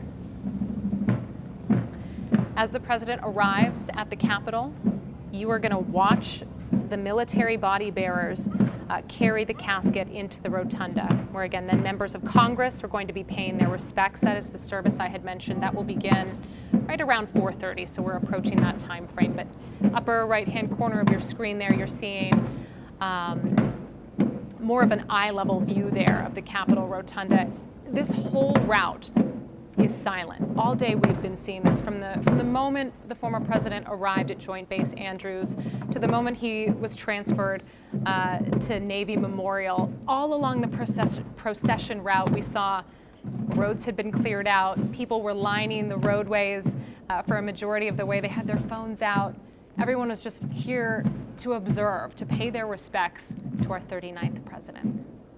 You really get a feel for the power behind this when you hear The percussion, the drums, the silence. I'm going to leave you here for just a moment and let you kind of absorb it all.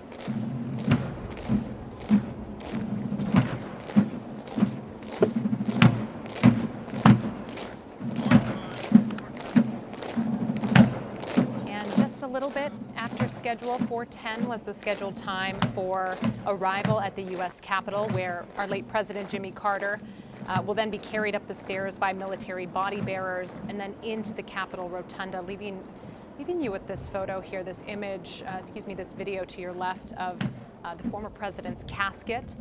As we watch this procession, they are nearing the end of their route on Constitution Avenue.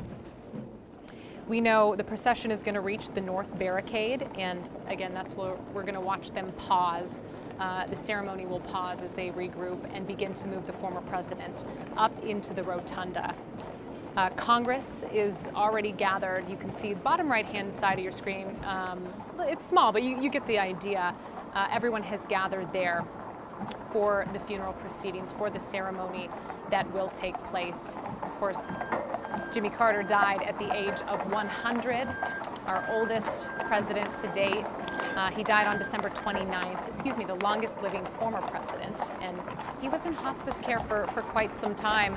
I recall him entering hospice care back in February of 2023, back at his home in Plains, Georgia.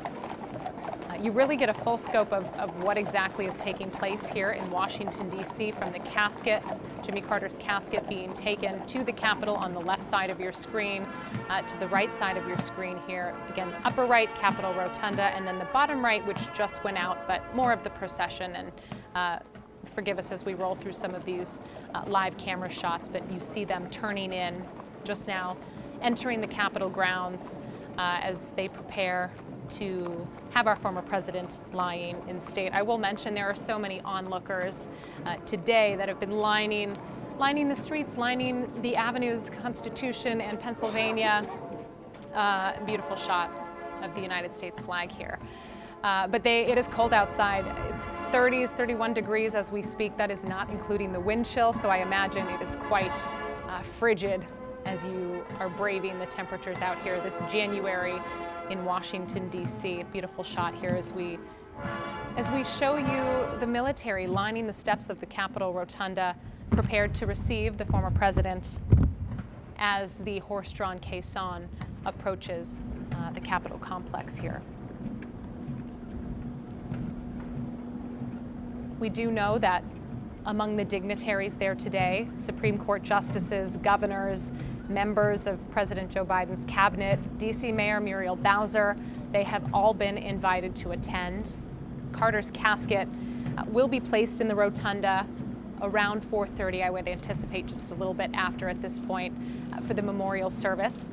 And then the public viewing will be open around 7 o'clock tonight. And 7 o'clock to midnight is when the public will be able to view today. And then, of course, his body will lie in state through Thursday morning, when then there will be a service for our former president at the Washington National Cathedral, where he will be eulogized by President Joe Biden.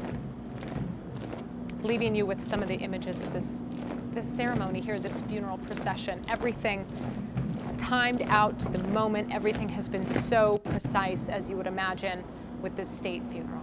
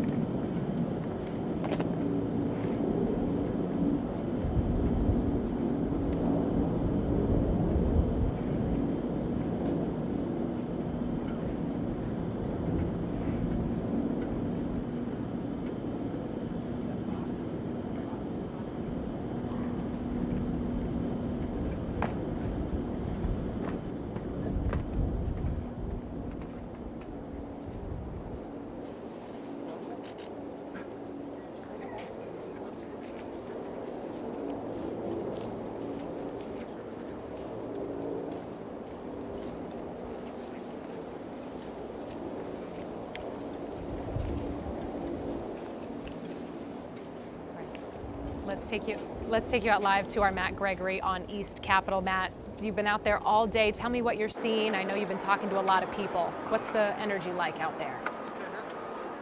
Well, Simone, right now, and you'll excuse my kind of hushed tones, is it's quite silent. We're seeing a caisson is about to arrive. We can hear the pipes and drums sort of playing right in front of the Capitol. Now, we have a bit of an obscured view, like I said before, because of security concerns with inauguration, with January 6th certification. We're pretty far back. So I'm going to move out of the way just a little bit and see if we're able to show you a little bit. There's a crowd that's gathered here in front of this security barrier, and I would go over to them and ask them, what they're thinking, what they're seeing. And if you can tell, we're here in what is usually one of the loudest, busiest cities I can think of in North America, and it's silent right here. Right across from the Capitol, you can hear just the pistons of these machines that are slowly putting in new security barriers. And other than that, no one's even talking. I walked over this crowd over here of about, I'd say 60, 70 people. They're all kind of pushing to see who can see through the gate to be as close as they can, watching the caisson come up, because off in the distance, sort of above that security barrier, is the east side of the Capitol. And in a few minutes or so, as we're watching here, we're going to see the casket of Jimmy Carter heading up into the rotunda there, just beneath the dome. And what's hard to see from here, and maybe we have some other cameras on it, is the line of military and police on the way, kind of lining the steps on the way up into there. And it's been, I'll be honest, kind of busy, and at times we've seen people smiling and laughing and telling Jimmy Carter stories out here. But for right now, even at this level that I'm talking, I think people could also sort of hear me and what I'm saying, because it's just silent over here. Everyone stops. It's as though they're all waiting for that moment to see the glimpse of the casket. Now, as we're waiting for that, I do want to share with you some of the recollections and memories that folks who came from all over the country say brought them here today, and we'll give you a taste of their sound right now, what brought them back to the Capitol today. I flew in from Atlanta, Georgia this morning. What a good guy he was, and I had to come. I met Jimmy Carter many years ago in about 1990. I've worked with President Carter for the past 28 years of my life. I voted for him, and I loved the guy, and I'm glad he lived to be 100. It's paying homage to what our democratic process and to an unbelievable man that held that office. I mean, the most beautifully lived life of love. I collect political buttons, so these are just some examples of them, but these are actual ones from that time frame. Yeah.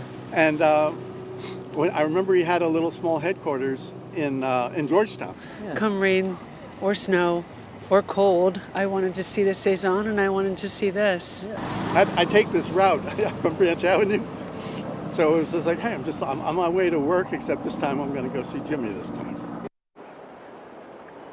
Except this time, I'm going to see Jimmy. That was what brought that last man, Ed, out here to see somebody. He said he worked at the EPA and Department of Energy for years, so he wanted to be sort of near that. Look, someone's actually stopped right here. Everyone's going to stop me just to take a look and see what they'll be able to through that gate. Now, in years past, there's actually a woman over here who got out of her car and has stopped. If you can see this right here. And she has stopped a car in the middle of the road just to take pictures as other cars are coming down. This is quite a moment here, as people are kind of standing still. When I said before, one of the most kinetic, busiest cities in North America, in this moment right here on East Capitol Street, everyone is going to stand at attention. I'm a little bit down there. Kurt's got a pretty good view of that. You can see in years past, folks would be much closer than this, but like I said, because of the security perimeter for January 6th and because of the inauguration that's upcoming, we're kind of far back. We're anticipating that gate will be removed or at least opened to let folks in to go visit and pay their respects inside the rotunda individually around 6 o'clock. But from right now, you can see this is about as close as folks can get.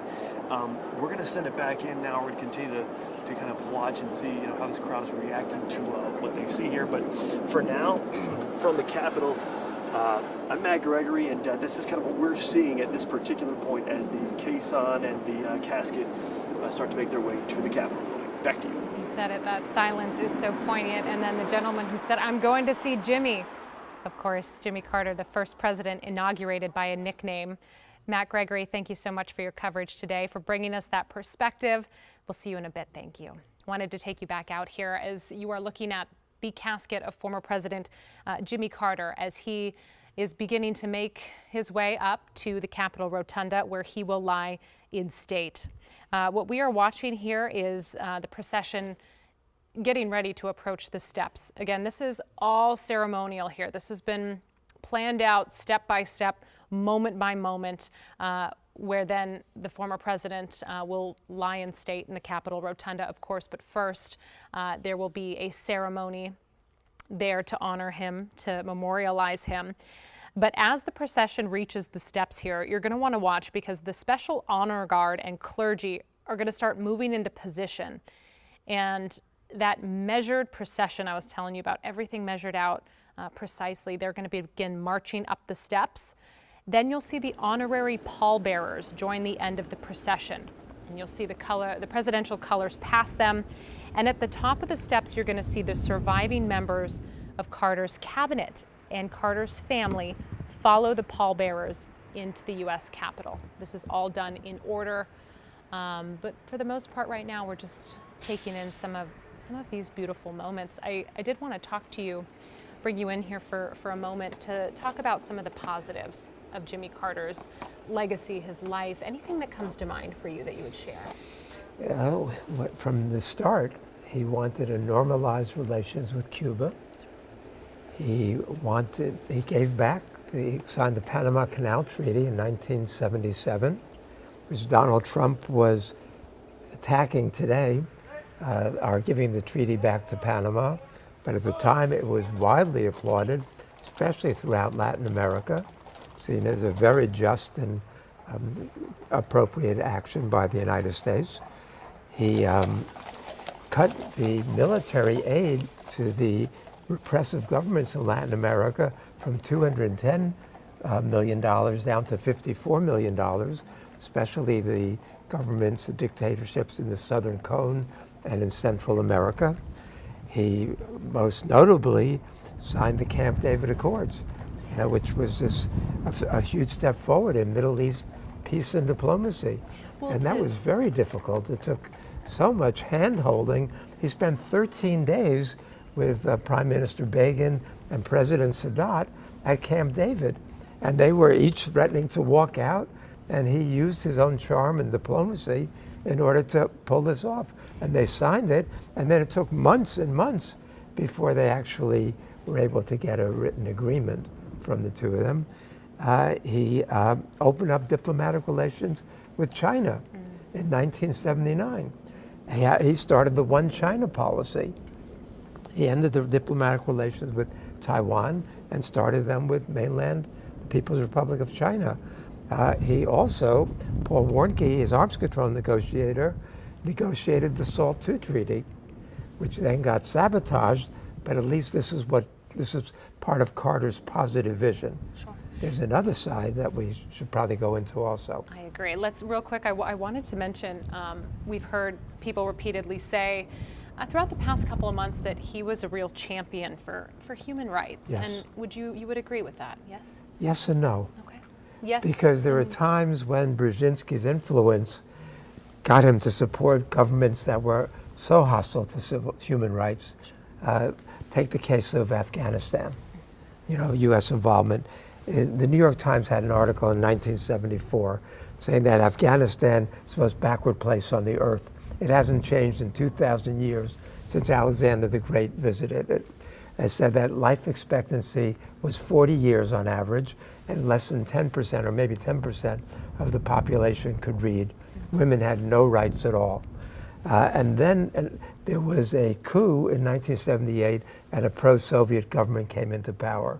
Well, Brzezinski saw that as an opportunity, and he wanted to, so we wanted to arm the Mujahideen, the Islamic zealots, the holy warriors.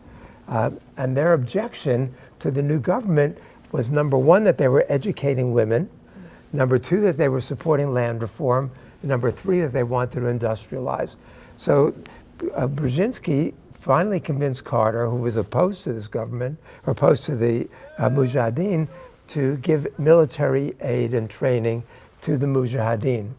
And the Mujahideen's main complaint was that they were educating women. What they used to do, the people Carter supported, sadly, they would go into the schools and not only would they kill the teachers who were educating women, they would skin them alive.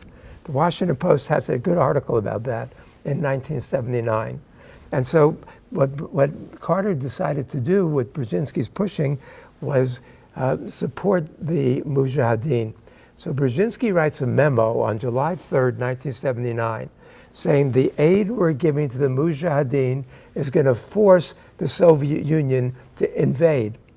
Brezhnev didn't want to invade, but the Soviets have 40 million Muslims in Central Asia there, and they were afraid that the uprising by the Mujahideen in Afghanistan was going to spark a rebellion among the 40 million in Russia, in the Soviet Union.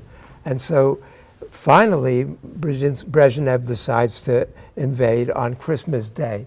But this is what the United States knew was going to happen, and they were welcoming it. But Carter, when the invasion occurs, says this is the worst outrage to the peace since World War II, ignoring the Korean War, ignoring the Suez Crisis, ignoring the Berlin airlift, ignoring Vietnam. I mean, saying this is the worst outrage against the peace. And then he rejects the SALT II treaty. He stops diplomatic relations. He pulls the U.S. out of the Olympics, has a grain embargo, and sends the Secretary of Defense to China to try to have a separate peace with China, an alliance against the Soviet Union. You know, this is something that the U.S. had provoked and knew it was going to happen. And so you're talking about human rights. Yeah. You can't support the Mujahideen who want to deny all rights to women, education and everything else, and say you're a champion of human rights. So this speaks to the complicated nature yes. of the him, other not side. only as a politician, but and Brzezinski's malign influence. I did want to talk to you a little bit about, you know, I've heard Jimmy Carter referenced as a Renaissance man. Yeah. He was so good at so many different things. And is there anything that you would touch on that you would want, you think anything would surprise our viewers who are watching this about Jimmy Carter, the man, whether it being a Renaissance man or anything on that topic? Well, Jimmy was an evangelical Christian. Yeah. He was a teetotaler. In fact, there was no alcohol at White House functions during the Carter presidency. He did an interview with Playboy that was very interesting. Really? He got him in a lot of trouble. He said that he lusted in his heart after other women, but he would never act on it. No, he was totally monogamous and faithful. Yeah. But people were appalled by that. There was also the incident that people mocked him for when he said that he was in I think it was a rowboat, and he got attacked by a killer rabbit. Oh, you know, so nobody knows what that was where about. That came from. But he also, you know, he was in favor of conservation. Mm-hmm. He did want to conserve energy, and that was part of what got him in trouble. His energy policy did not succeed, and his inflationary policy. Trump said today in his press conference, this is the United States experiencing the worst inflation in our history, highest levels of inflation. But what is U.S. inflation at now? 2.7%. When Carter was president, inflation hit 14.6%. The prime rate was up to 21.5%. Housing mortgages were up to 18%. I mean, he was dealing with much more difficult in the aftermath of the oil embargoes, and so there were much more difficult kinds of issues to deal with. And it's sad, but when he left office, his approval rating was only 34%. You know, so in that sense, it was a failed presidency. But his post-presidency has been anything but a failure. Right. It's been a triumph of morality and character. I wanted to touch on that and expand on that a little bit, because a cornerstone of that has been his relationship with his wife. And let's go ahead and take you here, because it's hard to overstate, of course, the political legacy of President Jimmy Carter. But Carter always said his favorite title wasn't president, it was husband. And as Lorenzo Hall reports, their 77-year marriage was nothing short of a true love story. I don't know if we want to be remembered as the most prolific inhabitants of the White House or not, but I think we are holding our own there. With persistence, patience, and passion, these two built an unbreakable bond. Jimmy and Rosalind Carter began laying the foundation for their journey together in Plains, Georgia, a small farming town where they were born and raised on the same street. I want to be remembered as a good husband for Rosalind, and also They started dating in 1945 when Mr. Carter, then a midshipman at the U.S. Naval Academy in Annapolis, Maryland, needed a date when he was home. His younger sister, Ruth, set him up with a friend, 18-year-old Eleanor Rosalind Smith, whom Mr. Carter was already eyeing. Coincidentally, Mrs. Carter also had a secret crush on 21-year-old Carter after noticing his photos in military uniform at the Carter family home. Following their first date, Mr. Carter told his mother he met his future wife. He was right. They married shortly after his graduation in 1946, and after Rosalind turned down his earlier proposals twice. When I was growing up, I didn't think I would ever get married. And then along came Jimmy Carter, and my life's been an adventure ever since. Thank you. I love you. That adventure includes 4 children, the Georgia governor's mansion, and the campaign trail for president. President Carter called Mrs. Carter his secret weapon. I, Jimmy Carter, do solemnly swear. I, Jimmy Carter, do solemnly swear. In the White House, the two worked together, focused on human rights, global peace efforts, and mental health awareness. I think the favorite thing we had was a family life that we had in the White House. The former president says of his 4 years in the White House, the best part was bonding with his loved ones. We had Amy there, who was 7 years old when we got there, and 9 years old when we got there, and she was 3 years old when I became governor. And we had 2 of our sons and their wives and family there. We had a grandson born the first month we were in the White House, and so we had a good family life in the White House. Carter lost his bid for re-election in 1980. That devastated the couple, so they returned to a place where they could find peace, Plains, Georgia. With the framework of their lives securely fastened, the Carters grew closer, bonding in service. They constructed hundreds of homes and the Carter Center, a human rights nonprofit, working tirelessly, even through Mr. Carter's cancer diagnosis.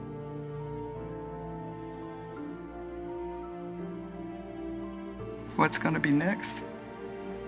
Well, one thing I know, it'll be something, because Jimmy Carter's miserable if he's not doing something.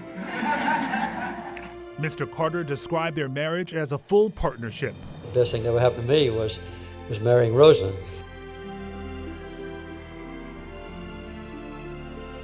A lasting legacy of love they built together, one for the history books. Hometown sweethearts turned the longest married presidential couple. To my wife, Rosalind, I want to express a particular gratitude for being the right woman that I chose for my wife.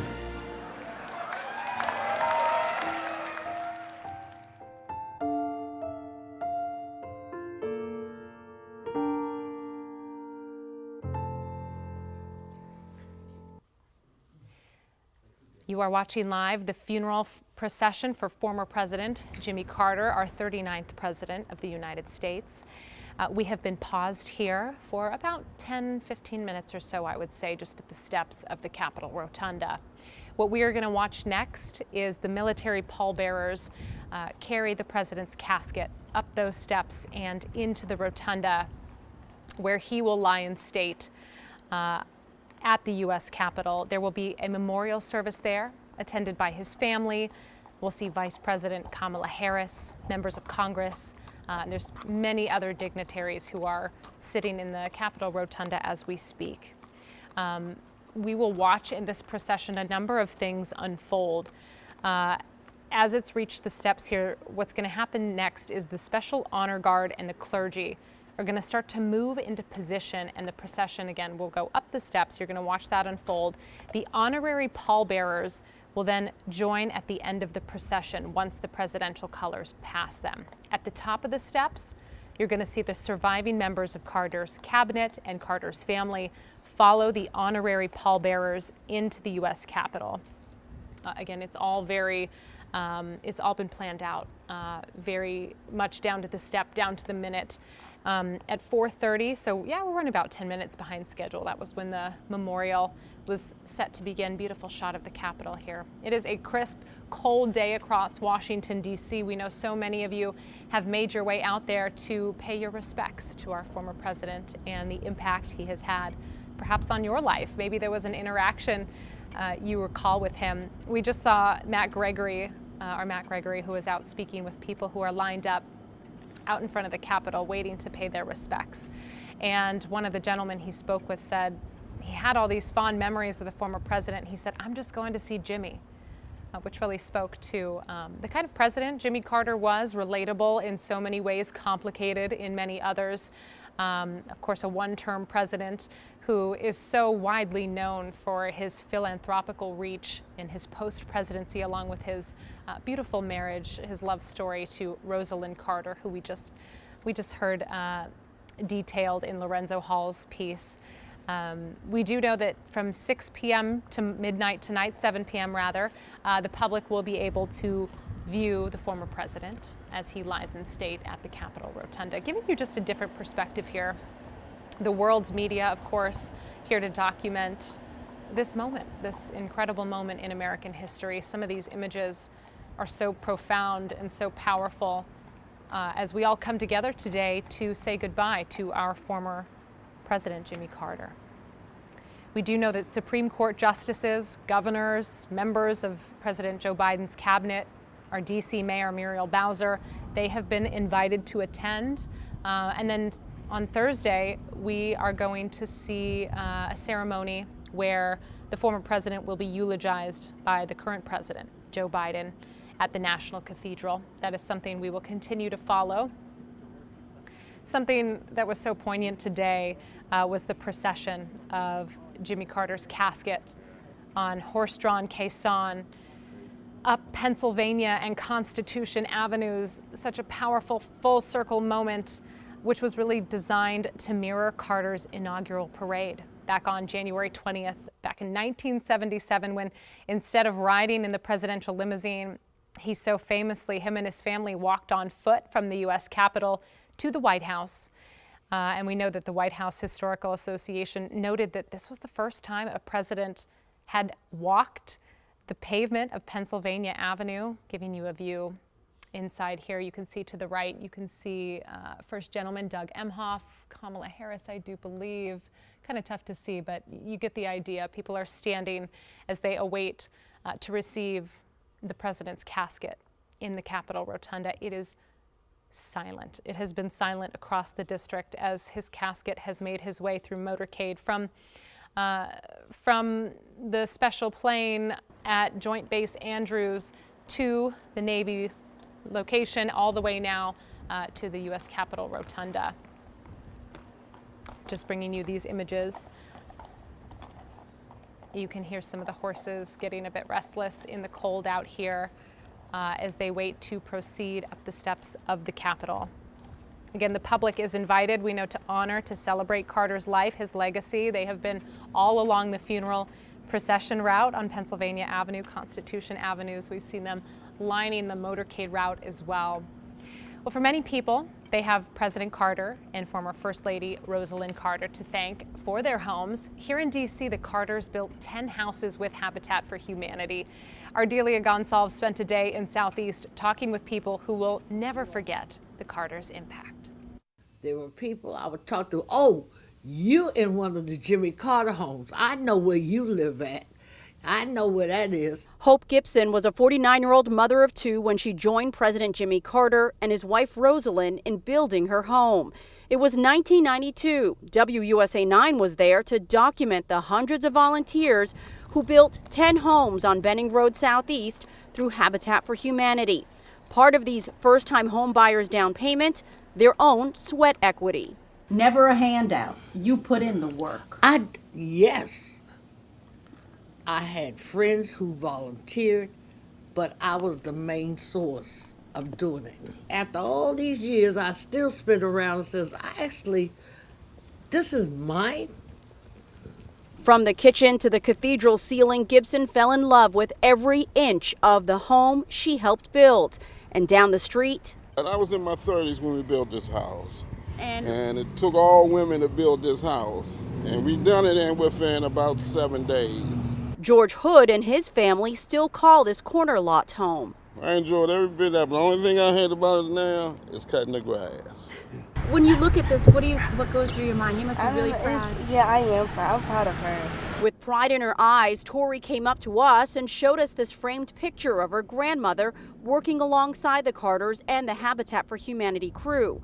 We spoke with Victoria Franklin on the phone. His legacy is for someone to keep it going, to build affordable homes and help low-income people and people in need. Meanwhile, back up the block, I cried, to be honest with you, because I love him.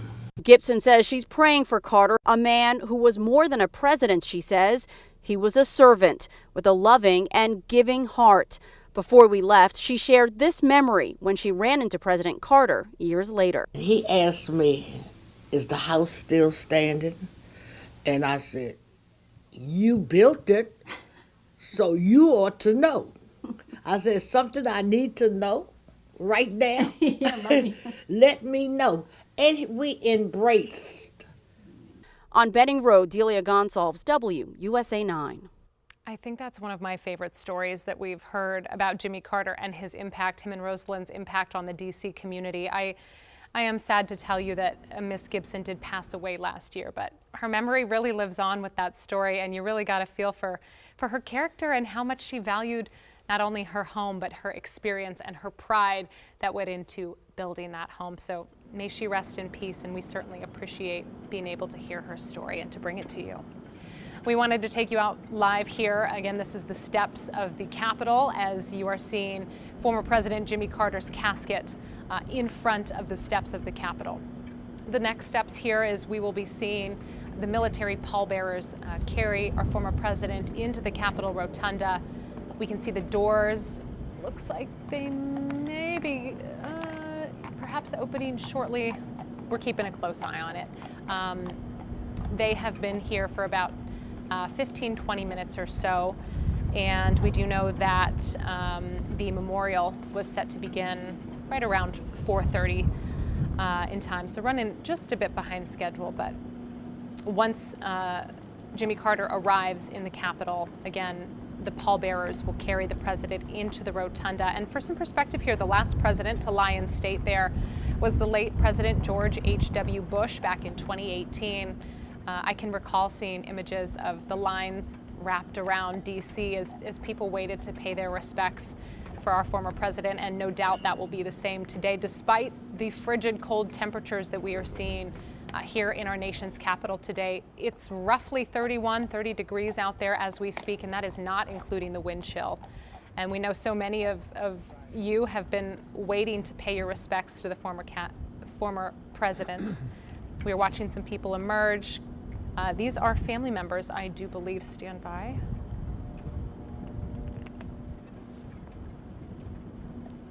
Yes, at the top of the steps, the surviving members of Carter's cabinet and the Carter family are standing by as they await the pallbearers. So we do anticipate seeing the president's casket being brought up those stairs here in short order. Only 12 former presidents have had their remains laid in state in the U.S. Capitol Rotunda. Of course, Jimmy Carter is the first. He is the only former president to have lived to the age of 100. He lived a long, robust life, and so many of the people here today, as I said, former cabinet members, of course his family members, one of his daughters, his daughter Amy, who we saw earlier standing in the funeral procession, who is now 57 years old. So many of you perhaps have fond memories of her. She attended public school here in Washington, D.C. And again, just giving you another poignant, powerful view here of our former President Jimmy Carter's casket as we do await this procession, this funeral procession, to make its way into the Capitol Rotunda. This is where Vice President Harris will be delivering a eulogy at the Lying in State ceremony, where she and Second Gentleman Doug Emhoff will then present a wreath on behalf of the executive branch. And then we'll have that service inside the Capitol building. No word on how long that will take, but we do know after that takes place, the Lying in State will then open to the public. And we do believe doors should open to the public around 7 p.m.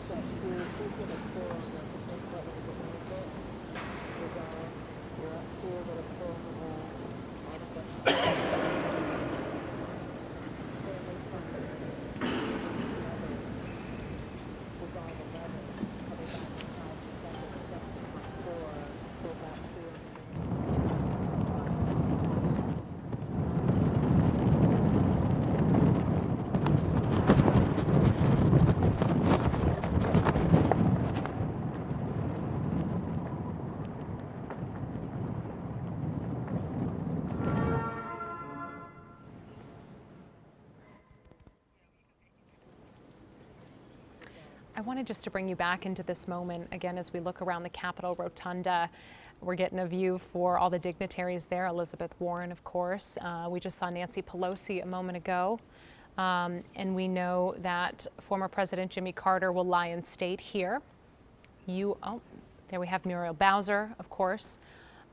This is really a who's who of dignitaries. We just saw the Supreme Court justices as well. They are waiting for President Jimmy Carter's casket to be brought into the Capitol Rotunda. I can't really understate the power of the moment, the incredible moment we saw with the cannons firing in front of the Capitol at sunset as they brought the president up the stairs to the Capitol, to his family, to his former cabinet members who are awaiting here for the ceremony. Just one of those moments of where were you when? It was powerful, it was poignant. So many people have gathered today reminiscing on what Jimmy Carter has meant to them. The politician, the philanthropist. We see Ted Cruz there over in the back. A number of dignitaries, as you can imagine. This is so powerful to be here. Here's the aerial view of the Capitol Rotunda. The casket is not yet in the rotunda, so we are awaiting that. We do know that the memorial service will have Vice President Kamala Harris, members of Congress, of course, other officials. Senate Majority Leader John Thune, House Speaker Mike Johnson will be delivering eulogies. Several members of Carter's presidential cabinet, as I mentioned, are expected to attend. You can hear just how silent it is as people try to absorb and take in this moment. From here, the former president will lie in state, and here we have Kamala Harris, Doug Emhoff, First Gentleman, walking in. You can see Speaker Mike Johnson, Senate Majority Leader John Thune, as well as they prepare to speak.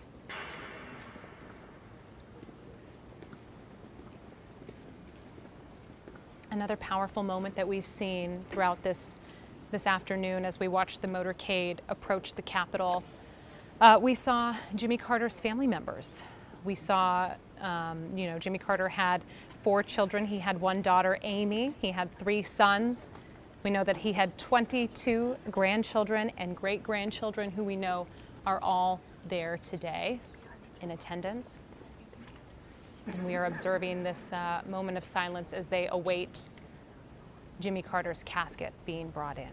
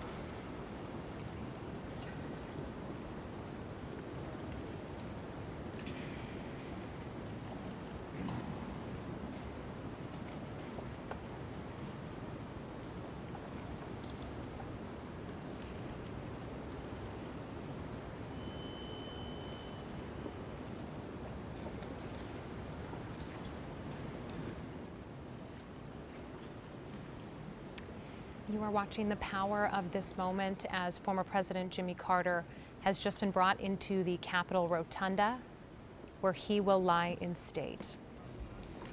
While he lies in state, the military will maintain a guard of honor. And you're seeing some of that formation begin to play out. A lot of ceremony, a lot of tradition, as this has all been planned down to the very smallest of movements, especially when it comes to the military. Of course, laying to rest former Commander-in-Chief. You could expect nothing less than the precision that comes with the tradition as well. And we are awaiting a ceremony, lying in state ceremony, that will take place here shortly.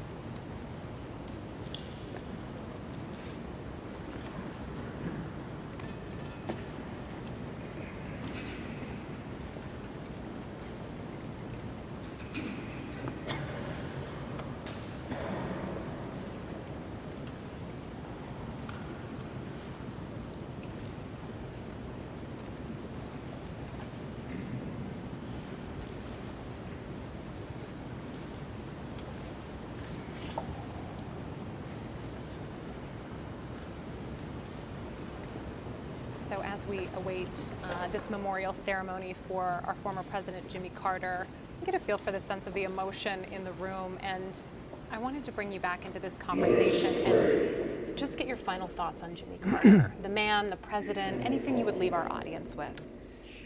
It's interesting that this is not as sad as people might expect it to be, because he lived to be 100 years old. And he'd been sick, he'd been near death for almost 2 years now. So people had time to accept this, but it's sad in the sense of what he represented. And what he represented was a kind of integrity and a kind of yearning. In 1979, for example, he knew his presidency was not going well. So what did he do? He invited 10 people to come and think about it and discuss over dinner what was going wrong, including Harvard professor Daniel Bell and University of Rochester historian Christopher Lasch. Now, Lasch had just written his great book, The Culture of Narcissism, and that really profoundly moved Jimmy Carter. And then he gave a speech, which has been known as the malaise speech. And what he said there is that we've been suffering spiritually since Vietnam, since Watergate, since the assassinations of President Kennedy, of Robert Kennedy, of Martin Luther King. He said, and there's this hollowness, this yearning in the American soul. And he said it's not going to be filled by consumption and by owning things. He said that kind of materialism is looking in the wrong place. What we need instead is a new sense of community, a new sense of belonging, a new sense of camaraderie.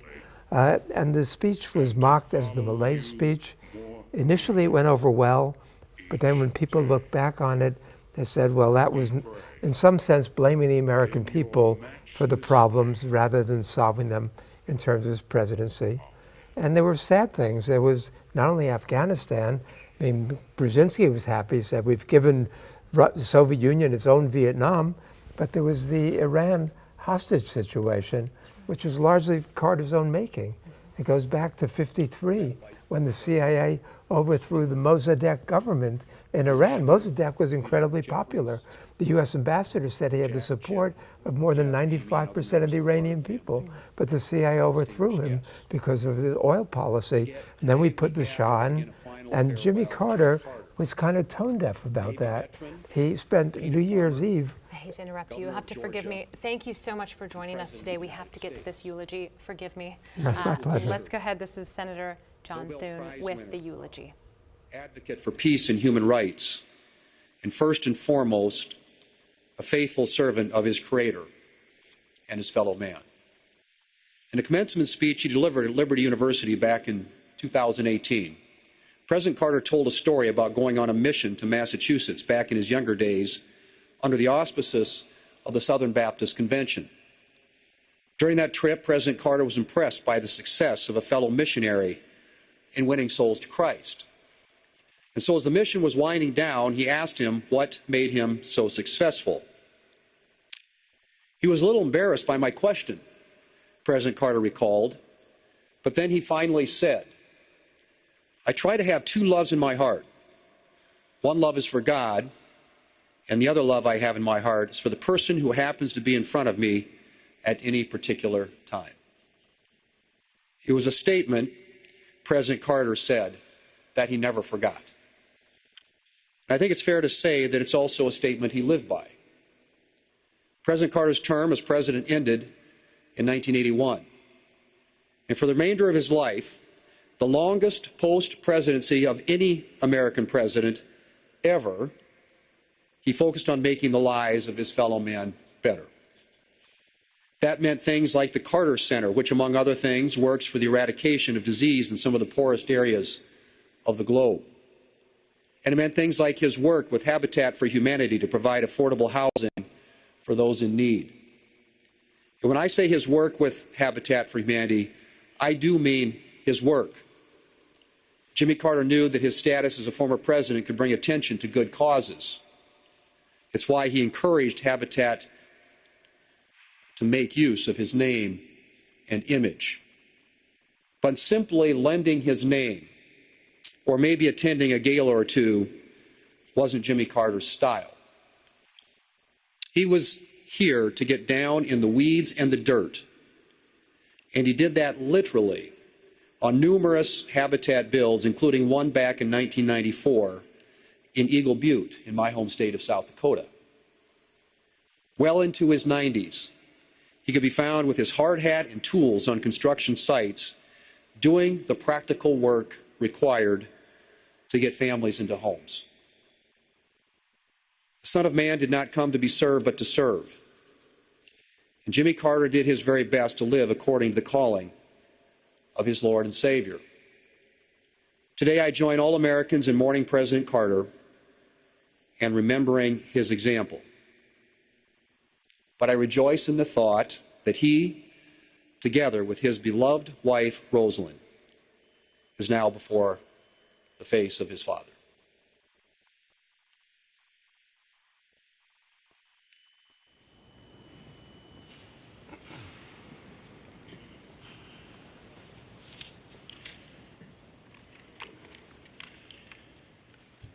To the family, to Jack and Chip and Jeff and Amy, the entire Carter family, Vice President Harris, members of the Cabinet, Leader Thune, my colleagues in Congress, and my fellow citizens.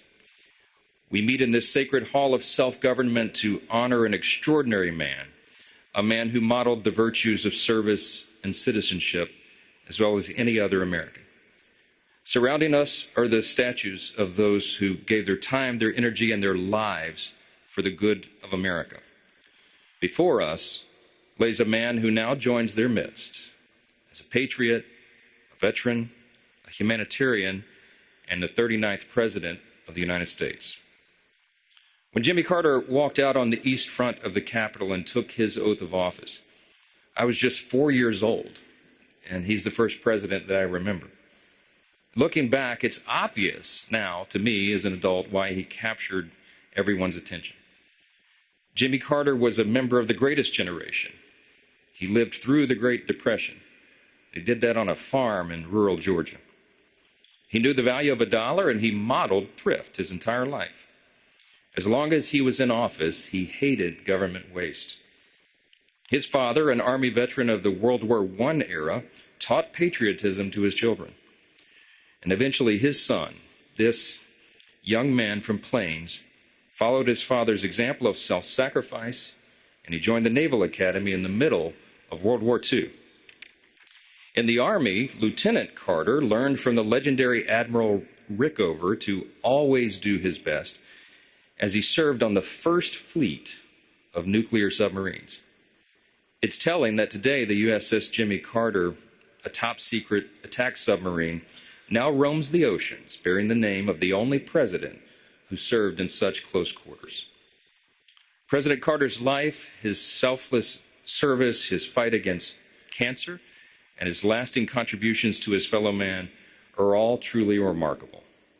Whether he was in the White House or in his post-presidential years, as was discussed, President Carter was willing to roll up his own sleeves to serve and get the job done. We all know about his work with Habitat for Humanity, and that was mentioned. And the origin story goes that it was in 1984, when he first became aware of the work. He was in New York for a friend's anniversary. Millard Fuller, the founder of the fledgling charity at the time, called President Carter and asked if he wanted to visit a site in Brooklyn during his trip. President Carter agreed, and he found his way down to the Lower East Side. Standing on the roof of a dilapidated building, he looked out on the wealth of Wall Street to the south and to the power of Midtown Manhattan to the north. And then he looked down, and he saw an image he'd never forget. An elderly woman cooking breakfast over an open fire in the rubble of the building, there in the heart of the richest city in the world. The Habitat for Humanity worker that was there with him turned to President Carter and said, if there's anything that you can do, we would take it. He said, if there's anything I can do, let me know. The worker said, well, maybe you can send some volunteer carpenters from your church. It was the very next day that President Carter called Habitat for Humanity and told them he was going to send some carpenters, all right, and that he himself would be one of them. And thus began his famous tradition of donating 1 week every year to build and restore homes for his fellow Americans. It's remarkable to think that one of the 45 men who has served as president, and one of the only 13 who held the role in the nuclear age, would humble himself to such service. We all know that his care for humanity didn't stop at building homes. In the face of illness, President Jimmy Carter brought life-saving medicine. In the face of conflict, he brokered peace. In the face of discrimination, he reminded us that we are all made in the image of God.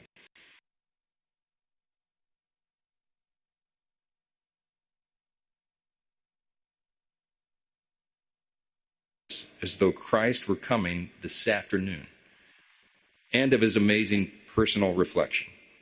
Quote, if I have one life and one chance to make it count for something. We all agree that he certainly did. So today in these hallowed halls of our republic, we honor President Carter, his family, and his enduring legacy that he leaves, not only upon this nation, but upon the world.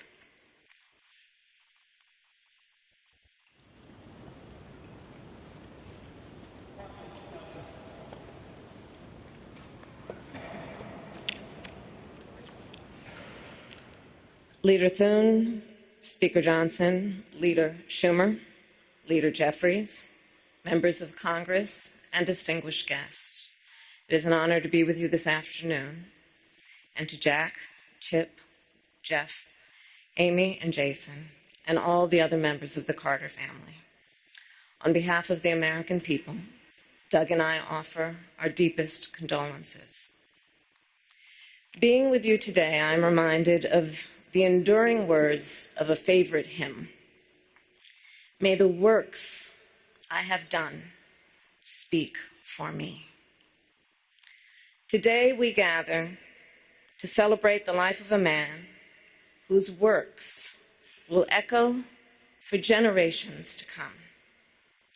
A man from Plains, Georgia, who grew up without electricity or running water, and served as the 39th President of the United States of America, and lived every day of his long life in service to the people.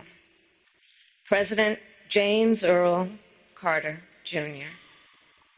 So I was in middle school when Jimmy Carter was elected president, and I vividly recall how my mother admired him, how much she admired his strength of character, his honesty, his integrity, his work ethic, and determination, his intelligence, and his generosity of spirit. We have heard much today and in recent days about President Carter's impact in the 4 decades after he left the White House. Rightly so. Jimmy Carter established a new model for what it means to be a former president and leaves an extraordinary post-presidential legacy. From founding the Carter Center, which has helped advance global human rights and alleviate human suffering, to his public health work in Latin America and Africa, to his tireless advocacy for peace and democracy. And Jimmy Carter was a president of the United States who was ahead of his time. He was the first president of the United States to have a comprehensive energy policy, including providing some of the first federal support for clean energy. He also passed over a dozen major pieces of legislation regarding environmental protection, and more than doubled the size of America's national parks, including protecting our beloved redwoods in my home state of California. He was a president who, between the years of 1977 and 1981, appointed more Black Americans to the federal bench than all of his predecessors combined, and appointed 5 times as many women. And in the wake of Watergate, Jimmy Carter passed historic ethics legislation to help rebuild America's faith in government. Jimmy Carter, as president, was also a respected global leader. To be sure, the years of his presidency were not without international crises or challenges, but his legacy of global leadership is well established. In Asia, he instituted full diplomatic relations with China, which he would later call one of the most historically significant accomplishments of his presidency. And his legacy lives on in the Middle East because, do recall, in the decades before Jimmy Carter became president, Israel and Egypt had been at war numerous times. Few thought peace could be achieved between them. Yet Jimmy Carter did that. Through his persistence and perseverance, through his unshakable belief in the power of American diplomacy, he secured the Camp David Accords, one of the most significant and durable peace treaties since World War II. And throughout the world, Jimmy Carter elevated the role of human rights in America's foreign policy priorities and uplifted the importance of civil society in doing that work. Jimmy Carter was a forward-looking president with a vision for the future. Consider his establishment of the Department of Energy in 1977, which anticipated the central role it would play in addressing the climate crisis. His creation of FEMA in 1979, which enabled our nation to mobilize a national response to disasters, which has helped countless communities rebuild and recover. And his founding of the Department of Education later that year, which elevated public education institutions and increased national standards for the education of America's children and future leaders.